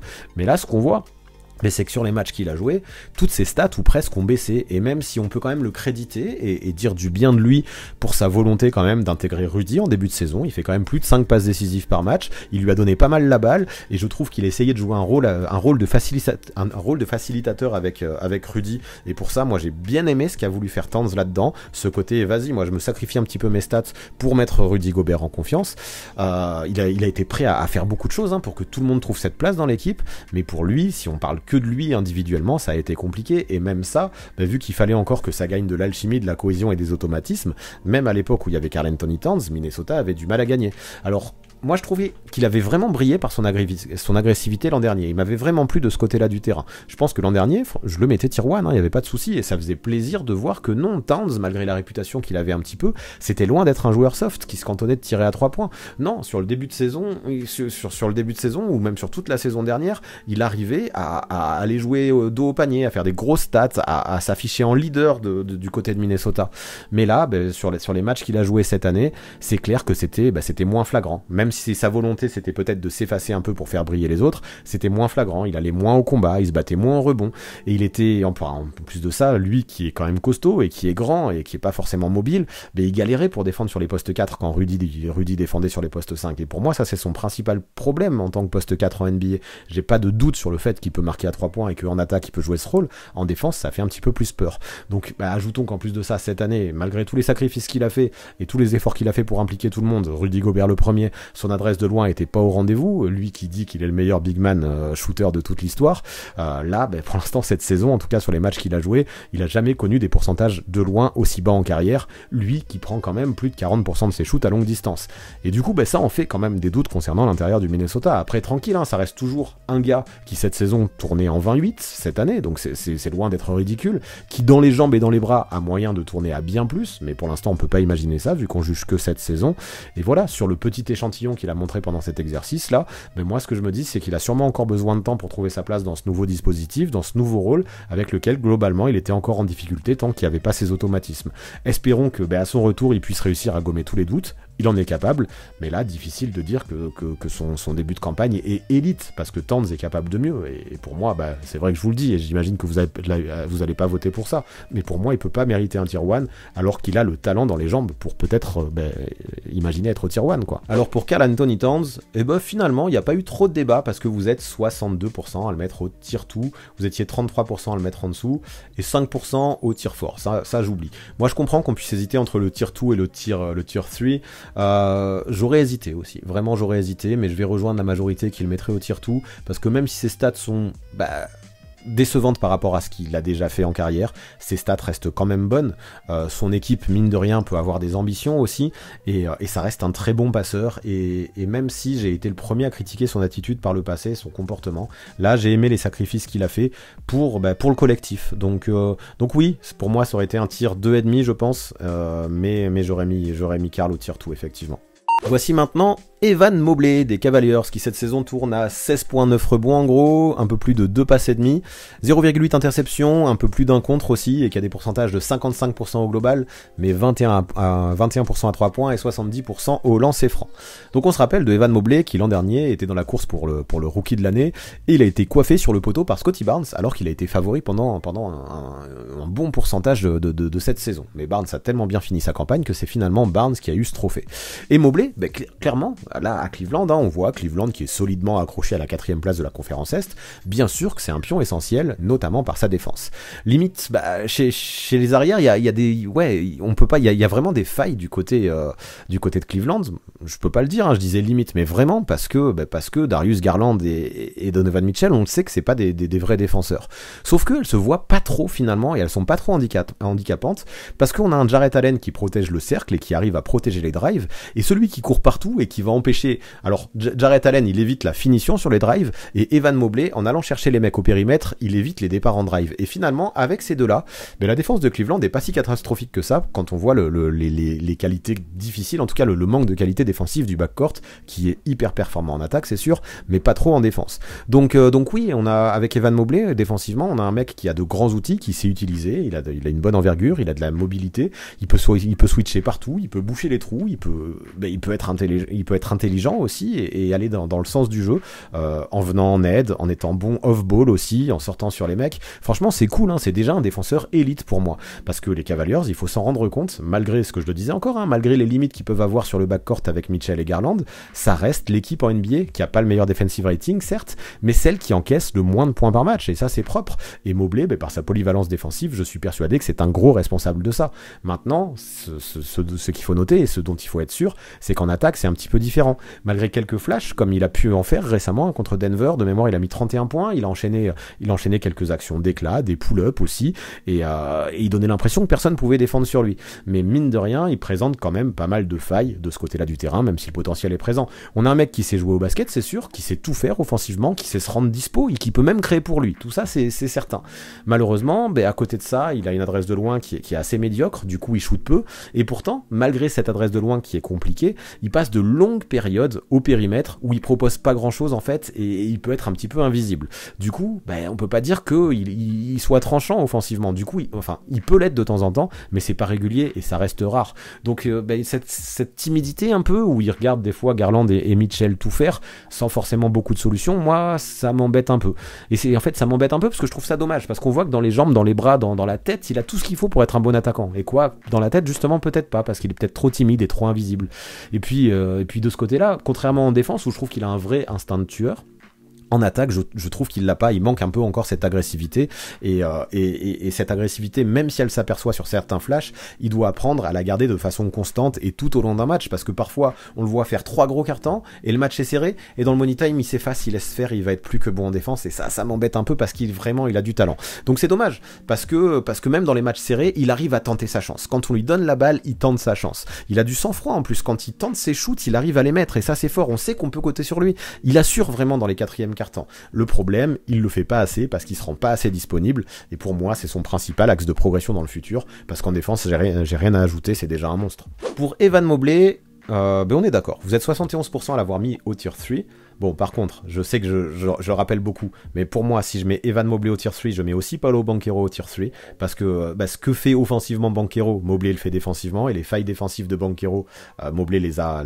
offensivement, donc pour moi, ils doivent être au même tier, ces deux-là, mais peu importe, de toute façon, c'est comme ça. En tout cas, 71%, vous l'avez mis au tier 3, vous étiez 25% à le mettre au tier 2, pour moi, non, il reste quand même en dessous de Karl Anthony Towns et Zion Williamson, et vous étiez 4% à le mettre au tier 1, et ça y est, peut-être qu'on a le premier troll de la soirée.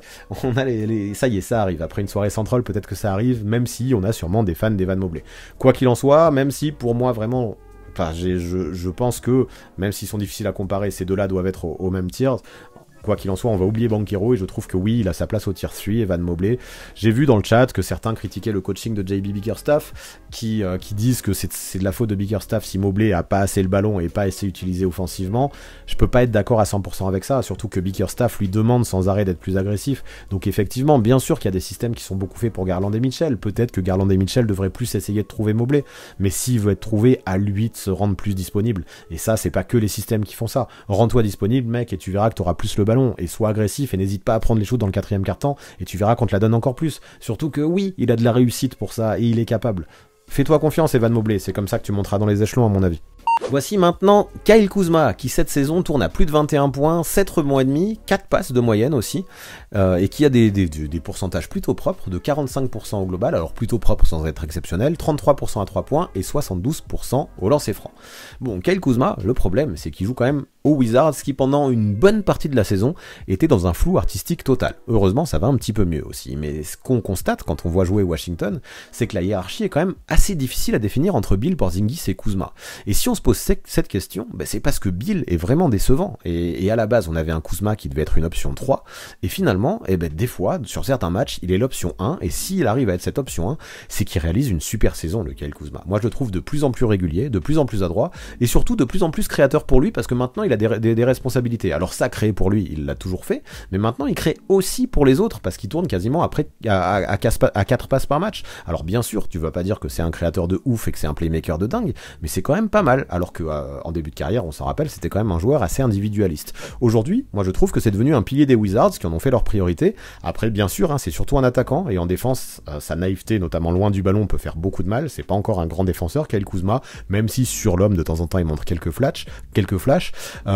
Et puis même en attaque, tout ça, je trouve que ça se ressent finalement. Il a beaucoup de talent, et malgré la très bonne saison qu'il fait et que je veux mettre en valeur, il manque encore parfois de réflexion dans sa prise de décision. Et je trouve que 45% au global et 33% à 3 points, c'est propre, mais avec une bonne prise de décision et une meilleure sélection de shoot, il pourrait être à 48% au total et peut-être 38% à 3 points s'il prenait que les bons shoots. Parce que des fois, oui, il tire un petit peu hors timing, il tire aussi en début de possession, il y a certains de ses shoots qui sont un peu forcés et qui font encore un petit peu de mal au jeu collectif. Et le jeu collectif, je trouve que c'est ce qui pêche le plus cette année à Washington.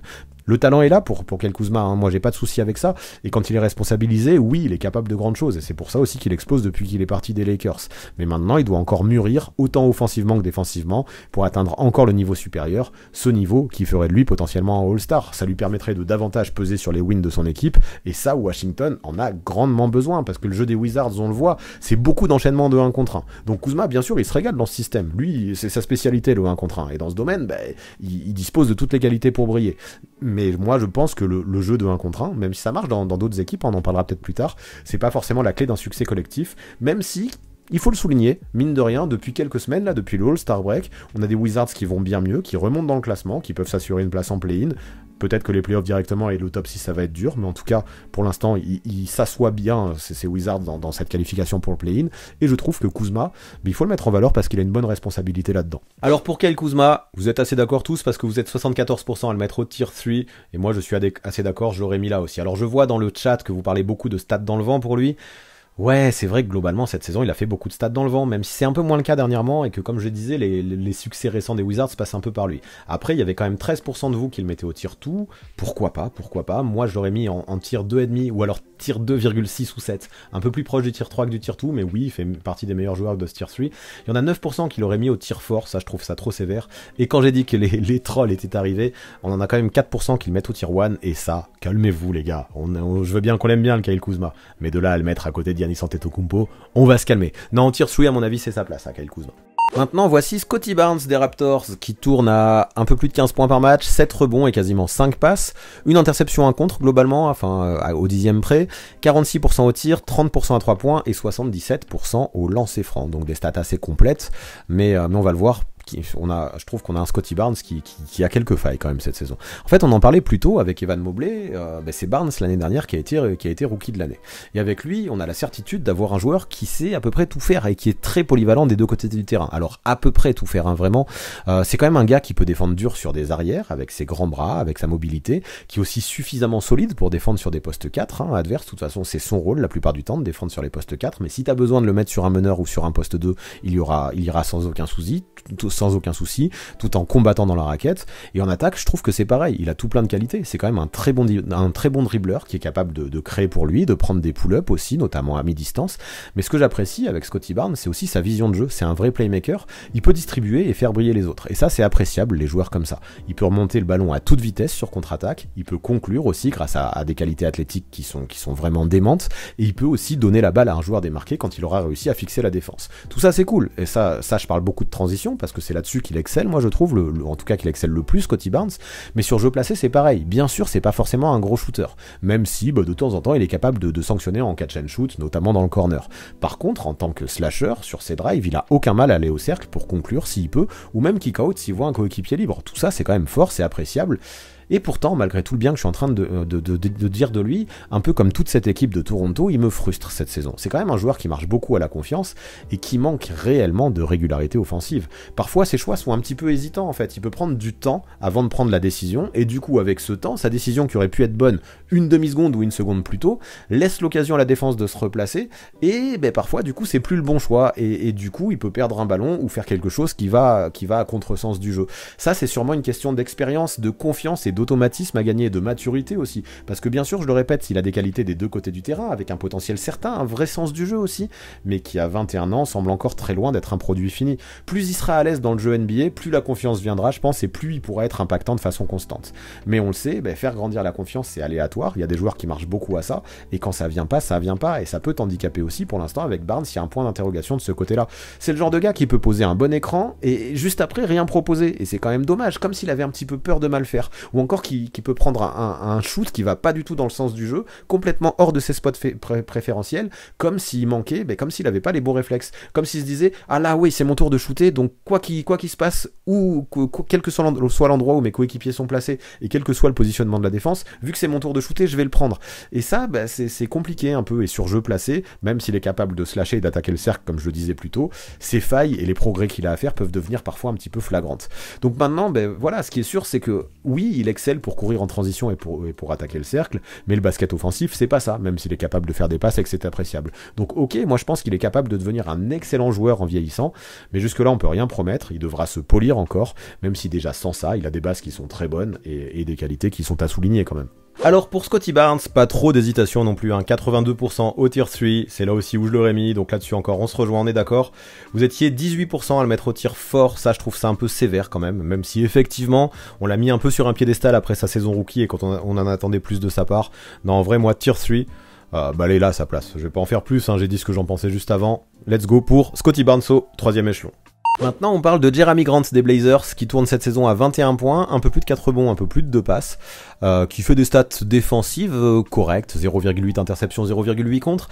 Il tourne à 48% au global, 40,6% à 3 points, 41% quasiment on va dire, et plus de 80% au lancer franc, donc des pourcentages très très très propres pour Jerami Grant. Et bien sûr qu'à Portland, tout le monde n'a Dieu que pour Damian Lillard, et c'est normal, un mec qui peut planter 71 points en un match, ça fait parler, et surtout la façon dont il est capable de prendre feu. Mais le truc, c'est que globalement, même si on a des Blazers qui sont décevants cette saison, même si bien sûr ils sont encore en course pour accrocher le play-in, c'est pas non plus une équipe de fond de tableau, je trouve que dans l'ombre, on a un Jerami Grant qui réalise une belle saison, et ce, des deux côtés du terrain, même si forcément, il a pas les qualités pour être All-Star de base, il a pas forcément le talent non plus pour avoir un si gros rôle, et je trouve que son rôle, son costume à côté de Lillard, il l'enfile et il le remplit super bien. On a un mec qui peut attaquer le cercle et profiter du spacing que va provoquer la gravité de Lillard. On a un mec qui peut créer un minimum pour lui aussi, alors c'est pas non plus un spécialiste dans le domaine, mais il sait faire ce qu'il faut, il peut prendre des pull-ups, mais surtout, il peut assurer en catch and shoot avec des pourcentages à 3 points excellents, hein. Je le rappelle, il tourne à plus de 40% à longue distance, et ça c'est quand même hyper propre. Donc bien sûr, c'est, comme je disais, à la base c'est pas forcément le joueur qui a le plus de qualité, mais c'est un mec qui bosse beaucoup, qui a aussi de bons outils, hein, des grands bras, et qui lui servent en attaque comme en défense, et surtout ils lui servent parce qu'avec le temps, il a appris à les utiliser, hein. Moi je me rappelle de toutes les failles qu'il avait quand il est arrivé aux Sixers en tant que rookie, c'est plus du tout le même joueur, c'est un mec qui a bossé et qui a réussi à progresser pour rentrer pile dans le costume qu'on veut qu'il enfile. Aujourd'hui, rien à dire, pour moi c'est un pilier des Blazers et je trouve que son duo avec Lillard est très complémentaire. Si Portland ne veut pas se lancer dans une reconstruction totale où il traderait Damian Lillard par exemple, ce serait pas bête de le garder et de le prolonger cet été. Peut-être virer tout ce qu'il y a autour, allez si, tu gardes Shaedon Sharpe que j'aime beaucoup, mais tu gardes peut-être ce duo Lillard-Grant qui pour moi est une bonne base. Même si à mon sens, peut-être que Grant dans une équipe que tu imagines loin et qui veut gagner, faut peut-être pas qu'il ait le rôle d'option 2, plutôt d'option 3. Mais peut-être que si t'as déjà l'option 1 avec Lillard, l'option 3 avec Grant et Shaedon Sharpe en rookie avec du potentiel, tu rajoutes un autre All-Star et cette équipe peut avoir vraiment des ambitions. Maintenant, je suis conscient que ça doit pas être facile d'être le GM de Portland parce qu'ajouter un autre All-Star, ce sera compliqué. Donc ça, c'est le souci. Peut-être qu'il est un petit peu surresponsabilisé et qu'il joue un rôle un petit peu au-dessus du rôle qu'on aimerait. Moi, je préférerais qu'il soit un peu plus un couteau suisse qu'une option 2, un mec qui dépannera partout, un petit peu comme Tobias Harris, hein, dont on parlait plus tôt. Mais peu importe, quoi qu'il en soit, même si ça permet pas à Portland d'avoir des ambitions de titre cette année, aujourd'hui, je trouve que le rôle qu'on lui demande de faire et ce rôle d'option 2, il le remplit à la perfection avec beaucoup d'efficacité et beaucoup de justesse. Ok pour Jerami Grant, pas d'hésitation non plus, hein. De toute façon vous êtes 82% à l'avoir mis au tier 3 et pour moi le tier 3 c'est sa place. Même si effectivement, je vais le redire à chaque fois, il y a des joueurs au tier 2 qui pour moi mériteraient d'être un peu plus bas, mais peu importe, de toute façon ça en fera le débrief à la fin. 12% d'entre vous l'auraient mis au tier 2, why not, mais pour moi non, ça suffit pas non plus. 6% au tier 4, ça c'est beaucoup trop sévère. Non, moi 82% au tier 3, let's go, hein, pour tout ce qu'il peut apporter des deux côtés du terrain et pour sa capacité à jouer le rôle de lieutenant Damian Lillard, costume qu'il enfile très bien. Moi je trouve que Jerami Grant a tout à fait sa place à cet échelon. Allez, maintenant je suis content de parler de Julius Randle qui cette saison tourne à 25 points, quasiment 11 rebonds, plus de 4 passes, avec des pourcentages plutôt propres de 46% au global, 34% à 3 points et 76% au lancer franc. Et moi je trouve que Julius Randle, souvent sa situation est assez mal interprétée.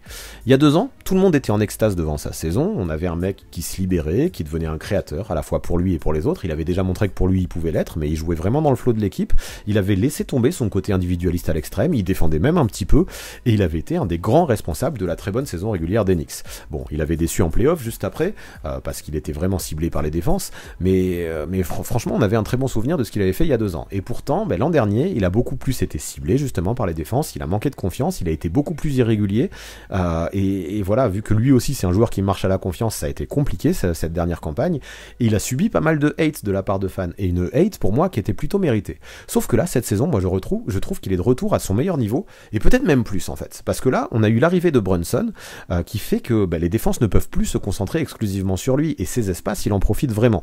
Il utilise vraiment son talent en ISO comme il se doit et il a un vrai impact sur les résultats des Knicks. Quand tu tournes à plus de 25 points, plus de rebonds et plus de 4 passes dans une équipe qui globalement fait une très bonne saison, je trouve que ça a quand même beaucoup de valeur. Et ce que je trouve bizarre, c'est que même si les coachs lui ont témoigné leur respect en les lisant pour le All-Star Game, et clairement il méritait sa sélection, mais j'ai l'impression qu'on n'en parle pas assez de Julius Randle. Alors peut-être que c'est moi qui me fait des films, mais je trouve qu'on pourrait en parler plus. Donc bien sûr qu'on a un Brunson qui mérite énormément de reconnaissance. Il a d'ailleurs été élu joueur du mois il y a pas longtemps. Et bien sûr que Brunson a un vrai rôle dans la saison des Knicks, et bien sûr qu'il a aussi un rôle dans la nouvelle explosion de Julius Randle. Mais pour moi, le franchise player new-yorkais, ça reste aujourd'hui toujours Julius Randle. En ce moment, j'ai l'impression que ce soit physiquement ou mentalement, il a jamais été aussi bien, jamais été autant à l'aise en fait, et ça fait plaisir à voir. Aujourd'hui, alors que j'avais des doutes à ce sujet, c'est un bosseur qui gère vraiment son physique. Il était un petit peu grassouillé avant, maintenant il est juste super fit en vrai, et plus personne ne remet en question son éthique de travail, comme si en fait l'arrivée de Thibodeau, et pourtant j'ai pas mal de reproches à faire sur Thibodeau, même si force est de constater que sa philosophie a l'air de fonctionner chez Phoenix, mais comme si Thibodeau en plus de ça avait réussi à débloquer un truc chez Julius Randle, et ça porte ses fruits. Le souci c'est que il peut pas porter toute une équipe à lui tout seul comme le font certains, il a besoin d'autres armes à ses côtés, il a besoin d'un Jalen Brunson, et pour moi c'est ce qui différencie un petit peu un All-Star, comme Julius Randle l'est, à une superstar qui l'est pas encore forcément. Après c'est sûr, Il restera toujours avant tout un joueur de 1 contre 1 qui peut vraiment briller hein, dans ce système qui est beaucoup pratiqué par les Knicks. C'est vrai qu'offensivement c'est beaucoup d'ISO hein, à New York et c'est sûr qu'il pourra galérer un petit peu si la défense est trop fixée, trop focus et trop rude sur lui. Tout ça il faut le dire malgré tout le bien que j'ai à dire sur lui. Mais clairement moi je trouve qu'il profite bien du fait qu'aujourd'hui les adversaires peuvent plus faire de prise à 2 ou de prise à 3 sur lui et grâce à ça, malgré des choix qui de temps en temps peuvent paraître suspects, malgré une prise de décision qui est pas toujours élite, même si je trouve qu'elle est en progression et qu'elle est pas si mauvaise que ce qu'on dit, il arrive à tirer réellement son épingle du jeu hein, cette saison et avoir un réel impact dans les wins et dans les succès des Knicks et dans leur bon classement.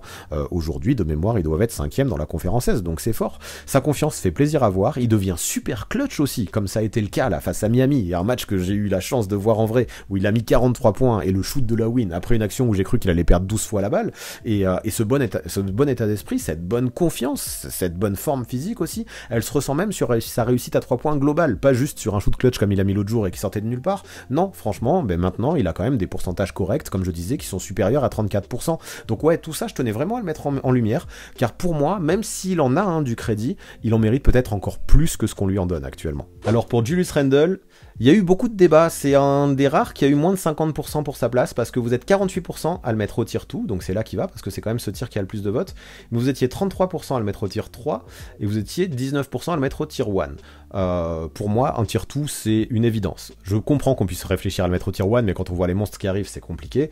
Même si Julius Randle fait des choses assez folles, je trouve que c'est compliqué de le mettre un peu plus haut, mais tier 2, c'est clairement mérité, et je pense qu'il peut même faire partie des meilleurs de ce tier 2, quand on voit qu'il est à côté Karl Anthony Towns et Zion Williamson qui ont pas été fichus de jouer la moitié des matchs, et un Banchero qui a quand même beaucoup, enfin qui pour moi c'est un petit peu une anomalie de le voir là.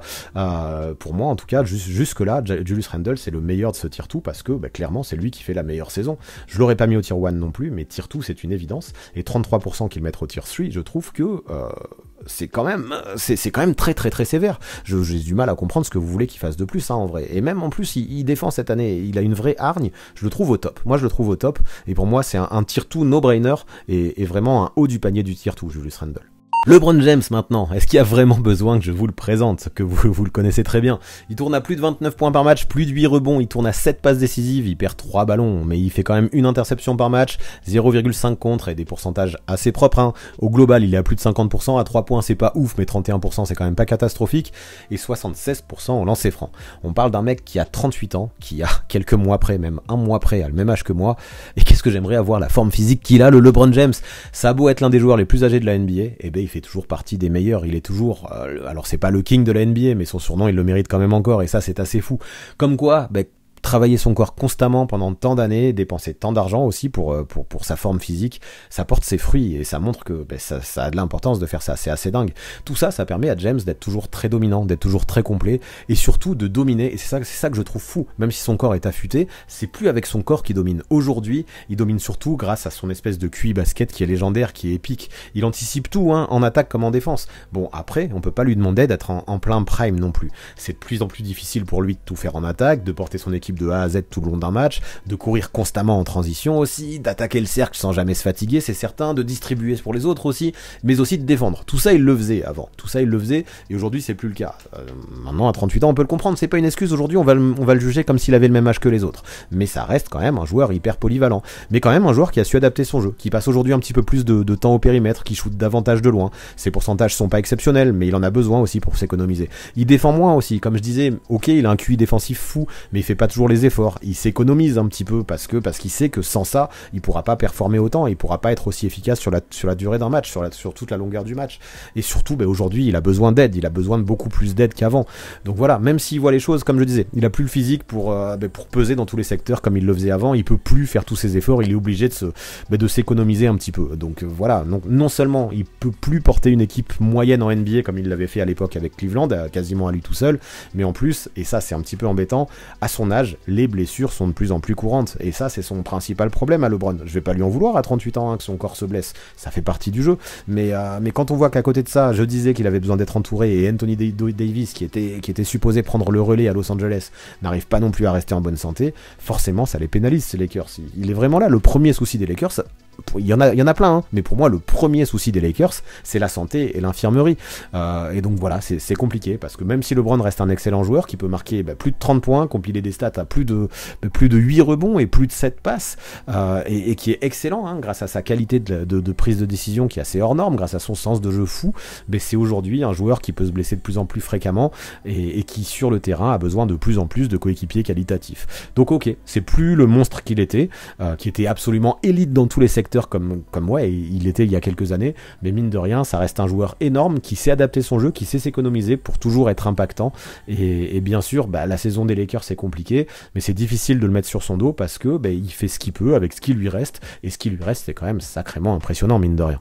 Alors pour LeBron James, pas trop d'hésitation non plus, on est d'accord. Bien sûr que comme je disais, c'est plus le joueur qu'il était avant. Mais ce joueur-là, avant, il aurait mérité un tir rien que pour lui. Quoique, Giannis c'est pas loin de ce tir actuellement. 82% vous le mettez au tir one, et bien sûr que moi aussi je l'aurais mis au tir one. Après les 18% qu'ils mettent au tir tout, je comprends, parce que effectivement, c'est plus le joueur... c'est plus le joueur en plein prime, et c'est un joueur qui se blesse beaucoup, donc tout ça, ça peut l'handicaper. Mais moi, rien que par son QI basket légendaire, hors norme, par son sens du jeu, sa capacité d'anticipation, sa façon de tout lire avant même que ça arrive, c'est légendaire pour moi, c'est légendaire, et ça, il le fait encore à 38 ans, donc ça reste du tier 1. Alors peut-être que, je parle pas sur la carrière, hein, je parle vraiment sur cette saison, peut-être que sur cette saison, ce sera un des moins bons du tier 1, parce que clairement, aujourd'hui, je le mets par exemple en dessous de Giannis Antetokounmpo, mais je peux pas le mettre au tier 2 avec les autres, non, pour moi, LeBron, c'est du tier 1 et vous êtes d'accord avec ça et ça fait plaisir. Maintenant, Kevin Durant, qui cette saison tourne quasiment à quelques dixièmes près à 30 points par match, à quasiment 7 rebonds aussi, et à plus de 5 passes. En parallèle, 0,8 interceptions, 1,5 contre, 3,5 balles perdues, mais ça je m'en fous parce qu'il porte beaucoup la balle, et des pourcentages insane, 56% au global, plus de 37% à 3 points, et le meilleur shooter au lancer franc de toute la ligue avec 93%, même plus de 93% de réussite sur la ligne des lancers francs. En gros, faites faute sur Kevin Durant, et vous avez de très grandes chances qu'il les mette tous. Donc voilà, encore une fois, avec Kevin Durant, on a un joueur qui, depuis qu'il s'est fait le tendon en 2019, passe énormément de temps à l'infirmerie. Et c'est vrai qu'aujourd'hui, on a parlé de beaucoup de joueurs qui se blessent souvent. Cette saison encore, elle n'a pas échappé à la règle. Hein, et avec Brooklyn, il a manqué déjà un long mois de compétition. Et ce qui est fou, c'est que quand il s'est pété, on s'en rappelle, les Nets étaient encore en course pour aller choper, alors la première place de l'Est peut-être pas, mais choper un super spot à l'Est. Et quand il est revenu de blessure, là, il y a quelques jours, les Nets avaient coulé, et lui, il était aux Suns. Donc le nombre de choses qui se sont passées entre le moment où il s'est pété et aujourd'hui est complètement fou. Mais bref, c'est un petit peu hors sujet, je m'égare, mais je trouve que c'est quand même assez hallucinant pour le préciser. Donc pour le moment, pour le juger sur ce qu'il peut faire aux Suns, l'échantillon est assez faible. On sent que sur les premiers matchs, il a pas trop forcé, qu'il essayait de s'adapter à ses nouveaux coéquipiers, qui voulaient pas trop se mettre en avant et essayer de s'inscrire dans le flow du jeu, et ça a marché parce que sans faire des stats exceptionnelles, il a joué propre comme il sait faire, il a joué intelligemment comme il sait faire, et on avait surtout une équipe de Phoenix qui gagnait. Et là, puis on l'a vu, hein, dans ce match complètement fou contre Dallas, j'espère que vous l'avez vu aussi, et quand il doit mettre la seconde, pour permettre aux siens de s'imposer dans un money time, dans un match serré, ça il le fait sans aucun souci, et là il est capable d'être un vrai monstre, un vrai taré, hein, du scoring notamment, mais partout. Enfin, qu'est-ce que tu veux demander de plus que ce que fait Kevin Durant quand il est en bonne santé? De toute façon, être efficace, être juste, être propre, pour ce qui est du scoring, mais même pour ce qui est du basketball en général, c'est juste la signature de KD pour moi. Offensivement, on a un gars qui peut tout faire, bien sûr sa spécialité c'est le scoring, et là-dessus il est quand même all time, hein, il peut marquer de partout, face à n'importe quelle défense, il a des moves, une fluidité et une adresse qui sont complètement dingues, il a des pourcentages incroyables, vu l'intensité des défenses qu'il a en face, et vu la difficulté des shoots qu'il prend en face, mais il monte tellement haut qu'il est quasiment incontrable, indéfendable, et quand il se met en route, en fait, il est complètement inarrêtable. Ça reste aussi, c'est pas qu'un scoreur, même s'il a pas la qualité de passe d'un LeBron par exemple, c'est quand même un mec qui sait déléguer à ses coéquipiers, qui lit bien le jeu lui aussi, c'est aussi un bon rebondeur, mais c'est également, et je trouve qu'on le met pas assez en avant, un bon défenseur qui a même appris à protéger la peinture ces dernières années à Brooklyn, où pendant longtemps, hein, avant l'éclosion de Nick Claxton, c'était limite lui le meilleur défenseur de son équipe. Et j'apprécie.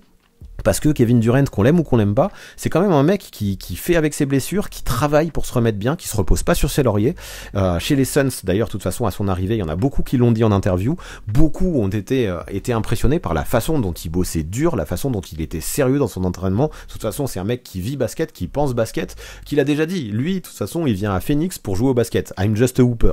Et c'est ce qui se passe, en fait. Et j'apprécie, parce que maintenant, on a le leader un petit peu qui va ouvrir sa bouche, c'est Chris Paul. La jeune rising star sur qui il y a les projecteurs, c'est surtout Devin Booker, et à côté de ça, Kevin Durant, on lui demande de jouer au basket, et c'est ce qu'il sait faire le mieux. Il a pas besoin de trop parler, il est plutôt discret, et à Phoenix, il a toutes les conditions qui sont réunies pour briller. Alors c'est vraiment dommage qu'à 34 ans maintenant, il soit un petit peu injury prone, mais peu importe son âge, de toute façon, ça reste un joueur exceptionnel, et tout ça, c'est impossible de le nier. Pour Kevin Durant, pas trop d'hésitation, et effectivement, comment vous voulez hésiter? Vous êtes 92% à le mettre au tier 1, et évidemment, moi aussi, je l'aurais mis au tier 1. Bon, 8% au tier 2, j'avoue que je comprends pas. C'est peut-être à cause de ses blessures, peut-être. Mais bon, si on met un LeBron au tier 1 qui se blesse autant, voire plus, KD, si on isole cette saison, KD mérite tout autant le tier 1 que LeBron. Donc bien évidemment, voire il le mérite plus, peu importe, mais évidemment que je le mets au tier 1, Kevin Durant. Je comprends pas les 8% au tier 2, pour être honnête. Voici maintenant Jason Tatum des Celtics, qui tourne à plus de 30 points par match, qui tourne à quasiment 9 rebonds, et qui tourne à plus de 4 passes décisives par match aussi, tout en ayant plus d'une interception par match, quasiment un contre par match, 46% au global, plus de 35% à 3 points, plus de 86% au lancer franc. Tout ça, c'est propre, c'est performant, c'est assez incroyable. Donc là, pour aller vite, ce qu'on peut dire, c'est qu'avec Tatum, on parle juste du meilleur joueur de l'équipe qui a eu le meilleur bilan de la NBA pendant une grande partie de la saison, même si les Bucks, là, le jour où je fais ce live, sont actuellement devant parce que les Celtics sont un petit coup de mou.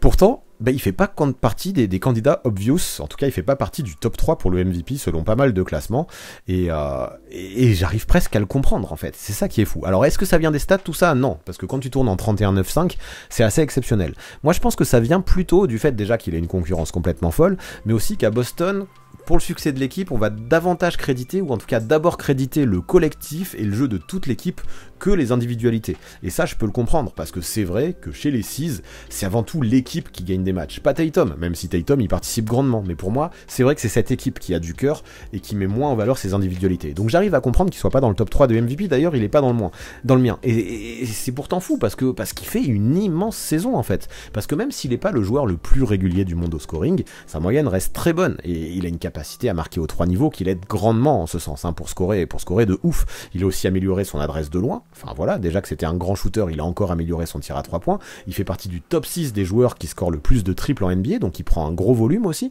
et tout ça en shootant à plus de 35% derrière la ligne. C'est quand même très fort.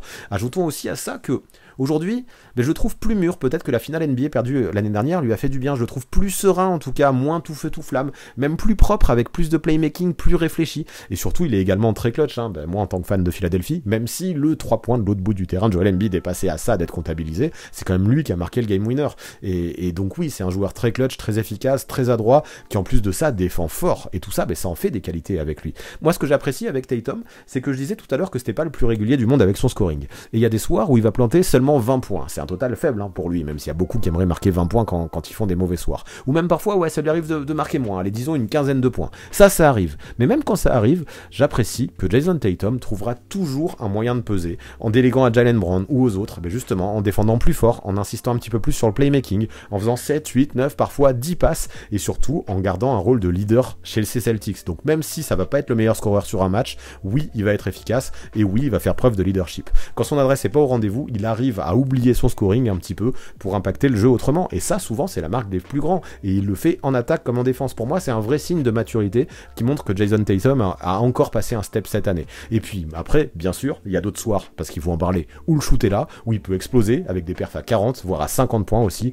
et ça montre tout de même qu'on parle d'un joueur qui est sacrément gifté, sacrément qualitatif et sacrément efficace, surtout super utile et même primordial dans une équipe avec tant d'ambition que Boston, qui l'an dernier a fait les finales NBA et qui cette saison rêve de mieux. Alors même s'il sera probablement pas MVP, il faut pas oublier que Jason Tatum reste un excellent joueur d'une excellente équipe. Et bien pour Jason Tatum, pas de surprise, c'est pas une unanimité mais presque, vous êtes 95% à le mettre dans le tier 1, 5% à le mettre dans le tier 2, et évidemment que je suis d'accord pour le mettre dans le tier 1, pour moi aussi Jason Tatum fait partie des joueurs qui méritent d'être à cette hauteur-là, rien que pour le fait de s'inscrire dans un collectif, d'arriver à peser individuellement et de faire gagner son équipe. En tout cas, quand tu es un joueur polyvalent, un joueur collectif, que tu es bon des deux côtés du terrain, que tu fais des stats insane et que ton équipe elle gagne, oui, tu fais partie du tier 1. Et quand tu regardes ces stats qui sont, comme je disais, qui sont à 30 points, 9 rebonds, 5 passes quasiment, c'est fou, et bravo à Jason Tatum pour ça. Bien sûr qu'il faut le créditer pour la bonne saison des Celtics, et bien sûr que c'est un tier 1. Épilogue.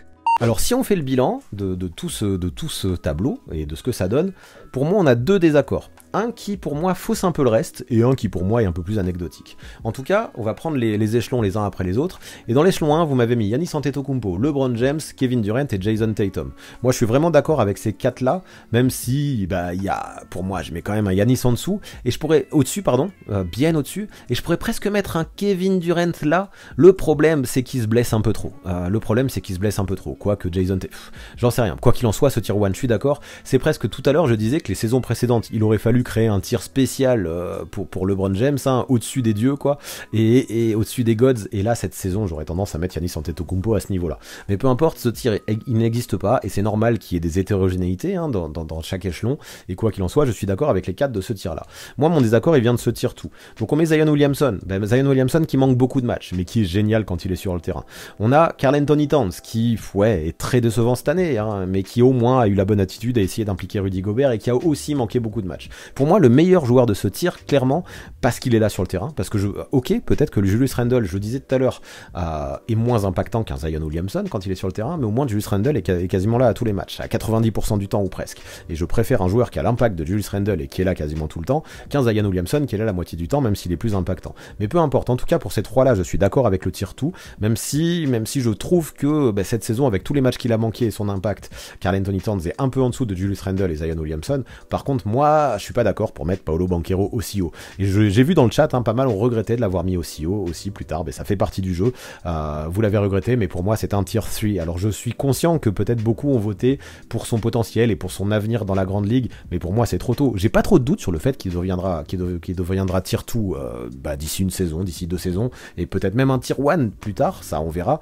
Mais pour l'instant, vu qu'on ne juge que sur ce qui s'est passé, qu'on faisait comme s'ils avaient tous le même âge et le même potentiel, qu'on juge pas au potentiel et aux attentes, pour moi, il est un peu trop, et quand je vois les joueurs qu'il y a au tier 3, même s'ils ont des profils différents, je trouve que Paolo Banchero a beaucoup plus sa place en dessous. Et justement, les joueurs qui ont au tier 3, c'est du Aaron Gordon, qui je trouve fait une super saison des deux côtés du terrain, on l'a dit tout à l'heure, un Draymond Green, qui même s'il vieillit, est toujours polyvalent, est toujours un très bon défenseur, un Harrison Barnes et des Tobias Harris, qui sont des super soldats dans les succès de leur équipe, même s'ils sont pas over-responsabilisés, ils jouent très juste, et bien sûr qu'ils sont responsables des wins de leurs équipes. On a les deux sophomores, Evan Mobley et Scotty Barnes, qui sont pétris de talent, mais qui sont peut-être un peu timides en attaque pour Evan Mobley, ou peut-être un manque de choix offensif et de sens du jeu encore pour Scotty Barnes, mais qui clairement sont là. Pour moi, Banchero mérite aussi d'être au niveau de ces deux-là. Un Kyle Kuzma qui fait des bonnes stats, mais dans une équipe qui pourrait gagner plus, même si ça va mieux. Un Jeremy Grant aussi, hein, pareil, hein, qui est un bon lieutenant. Non, pour moi, Paolo Banchero va vraiment avec ces mecs-là. Après, au tir fort, pareil, on a un petit désaccord, mais qui impacte moins le reste. On a Jaden McDaniels, gros défenseur qui a fait des progrès en attaque, mais pour moi, pour le moment, je trouve que c'est un peu juste pour viser plus haut. John Collins, qui a du talent, mais qui l'exploite pas parce qu'il en a marre d'être à Atlanta, ça se sent. Dorian Finney-Smith, qui est un super défenseur, mais ça suffit pas parce qu'en attaque, il a de vraies limites. Bojan Bogdanovic, c'est l'inverse, un super scoreur, mais qui fait que ça, qui est trop unidimensionnel dans une équipe qui perd trop pour viser plus haut. Et moi, c'est là, PJ Washington, je l'aurais mis en dessous quand même avec un Caleb Martin, parce que lui, il est dans une équipe qui perd, et à part shooter à 3 points, il fait pas grand chose. Et j'aimerais un peu plus de combat et de défense de son côté, et peut-être un peu moins de naïveté. Encore un petit désaccord, mais c'est pas grave, c'est nos deux seuls désaccords, Paolo Banchero et PJ Washington, que j'aurais descendu d'un cran chacun. Enfin, au tier 5, même si je mets Caleb Martin, je pense au-dessus de Jabari Smith Jr. vu comment il me déçoit, quoique le talent de Jabari Smith Jr. est très fort quand même s'il n'arrive pas à l'utiliser dans une équipe comme Houston, et que le coaching et que le jeu de Houston ne vaut pas dans son sens, c'est difficile de le mettre au-dessus du tier 5. Et Caleb Martin, qui lui a peut-être pas le talent de base d'un Jabari Smith Jr., mais qui se bat tellement fort et qui est tellement bon défensivement, et qui en plus de ça a joué toute la saison à un poste qui n'est pas le sien, que c'est difficile de le mettre au-dessus du tier 5, mais ça reste quand même un très bon joueur. Donc j'aurais mis PJ Washington avec eux, voilà, moi j'aurais fait ça, claque ici, et Banchero, même si au niveau des visuels il va passer devant Jeremy Grant, moi je l'aurais mis là. Ça aurait été mon tableau à moi, qui en fait c'est pas vraiment très loin du vôtre. Et puis on se rappelle, Paolo Banchero c'était du 52% 48, donc c'était très serré. Mais quoi qu'il en soit, malgré ces deux petites erreurs, moi je suis content qu'il y ait des désaccords. Ça crée du débat et ça permet d'approfondir encore la réflexion. C'est pour ça que je fais ces lives, parce qu'en vrai ce tableau on s'en fout à la base. Ça permet surtout de parler de chacun de ces joueurs et d'essayer de voir comment vous les situez, comment moi je les situe. Et puis ça c'est mon tableau, et je comprends très bien ceux qui peuvent avoir un tableau différent de ça. Quoi qu'il en soit, c'était encore une fois un plaisir de faire ça avec vous. Moi j'adore ce genre de live, ça permet énormément de débats, et je vous remercie globalement pour la justesse de vos votes et pour l'absence de trolls. Je vous remercie quoi qu'il en soit d'avoir fait ça super sérieusement.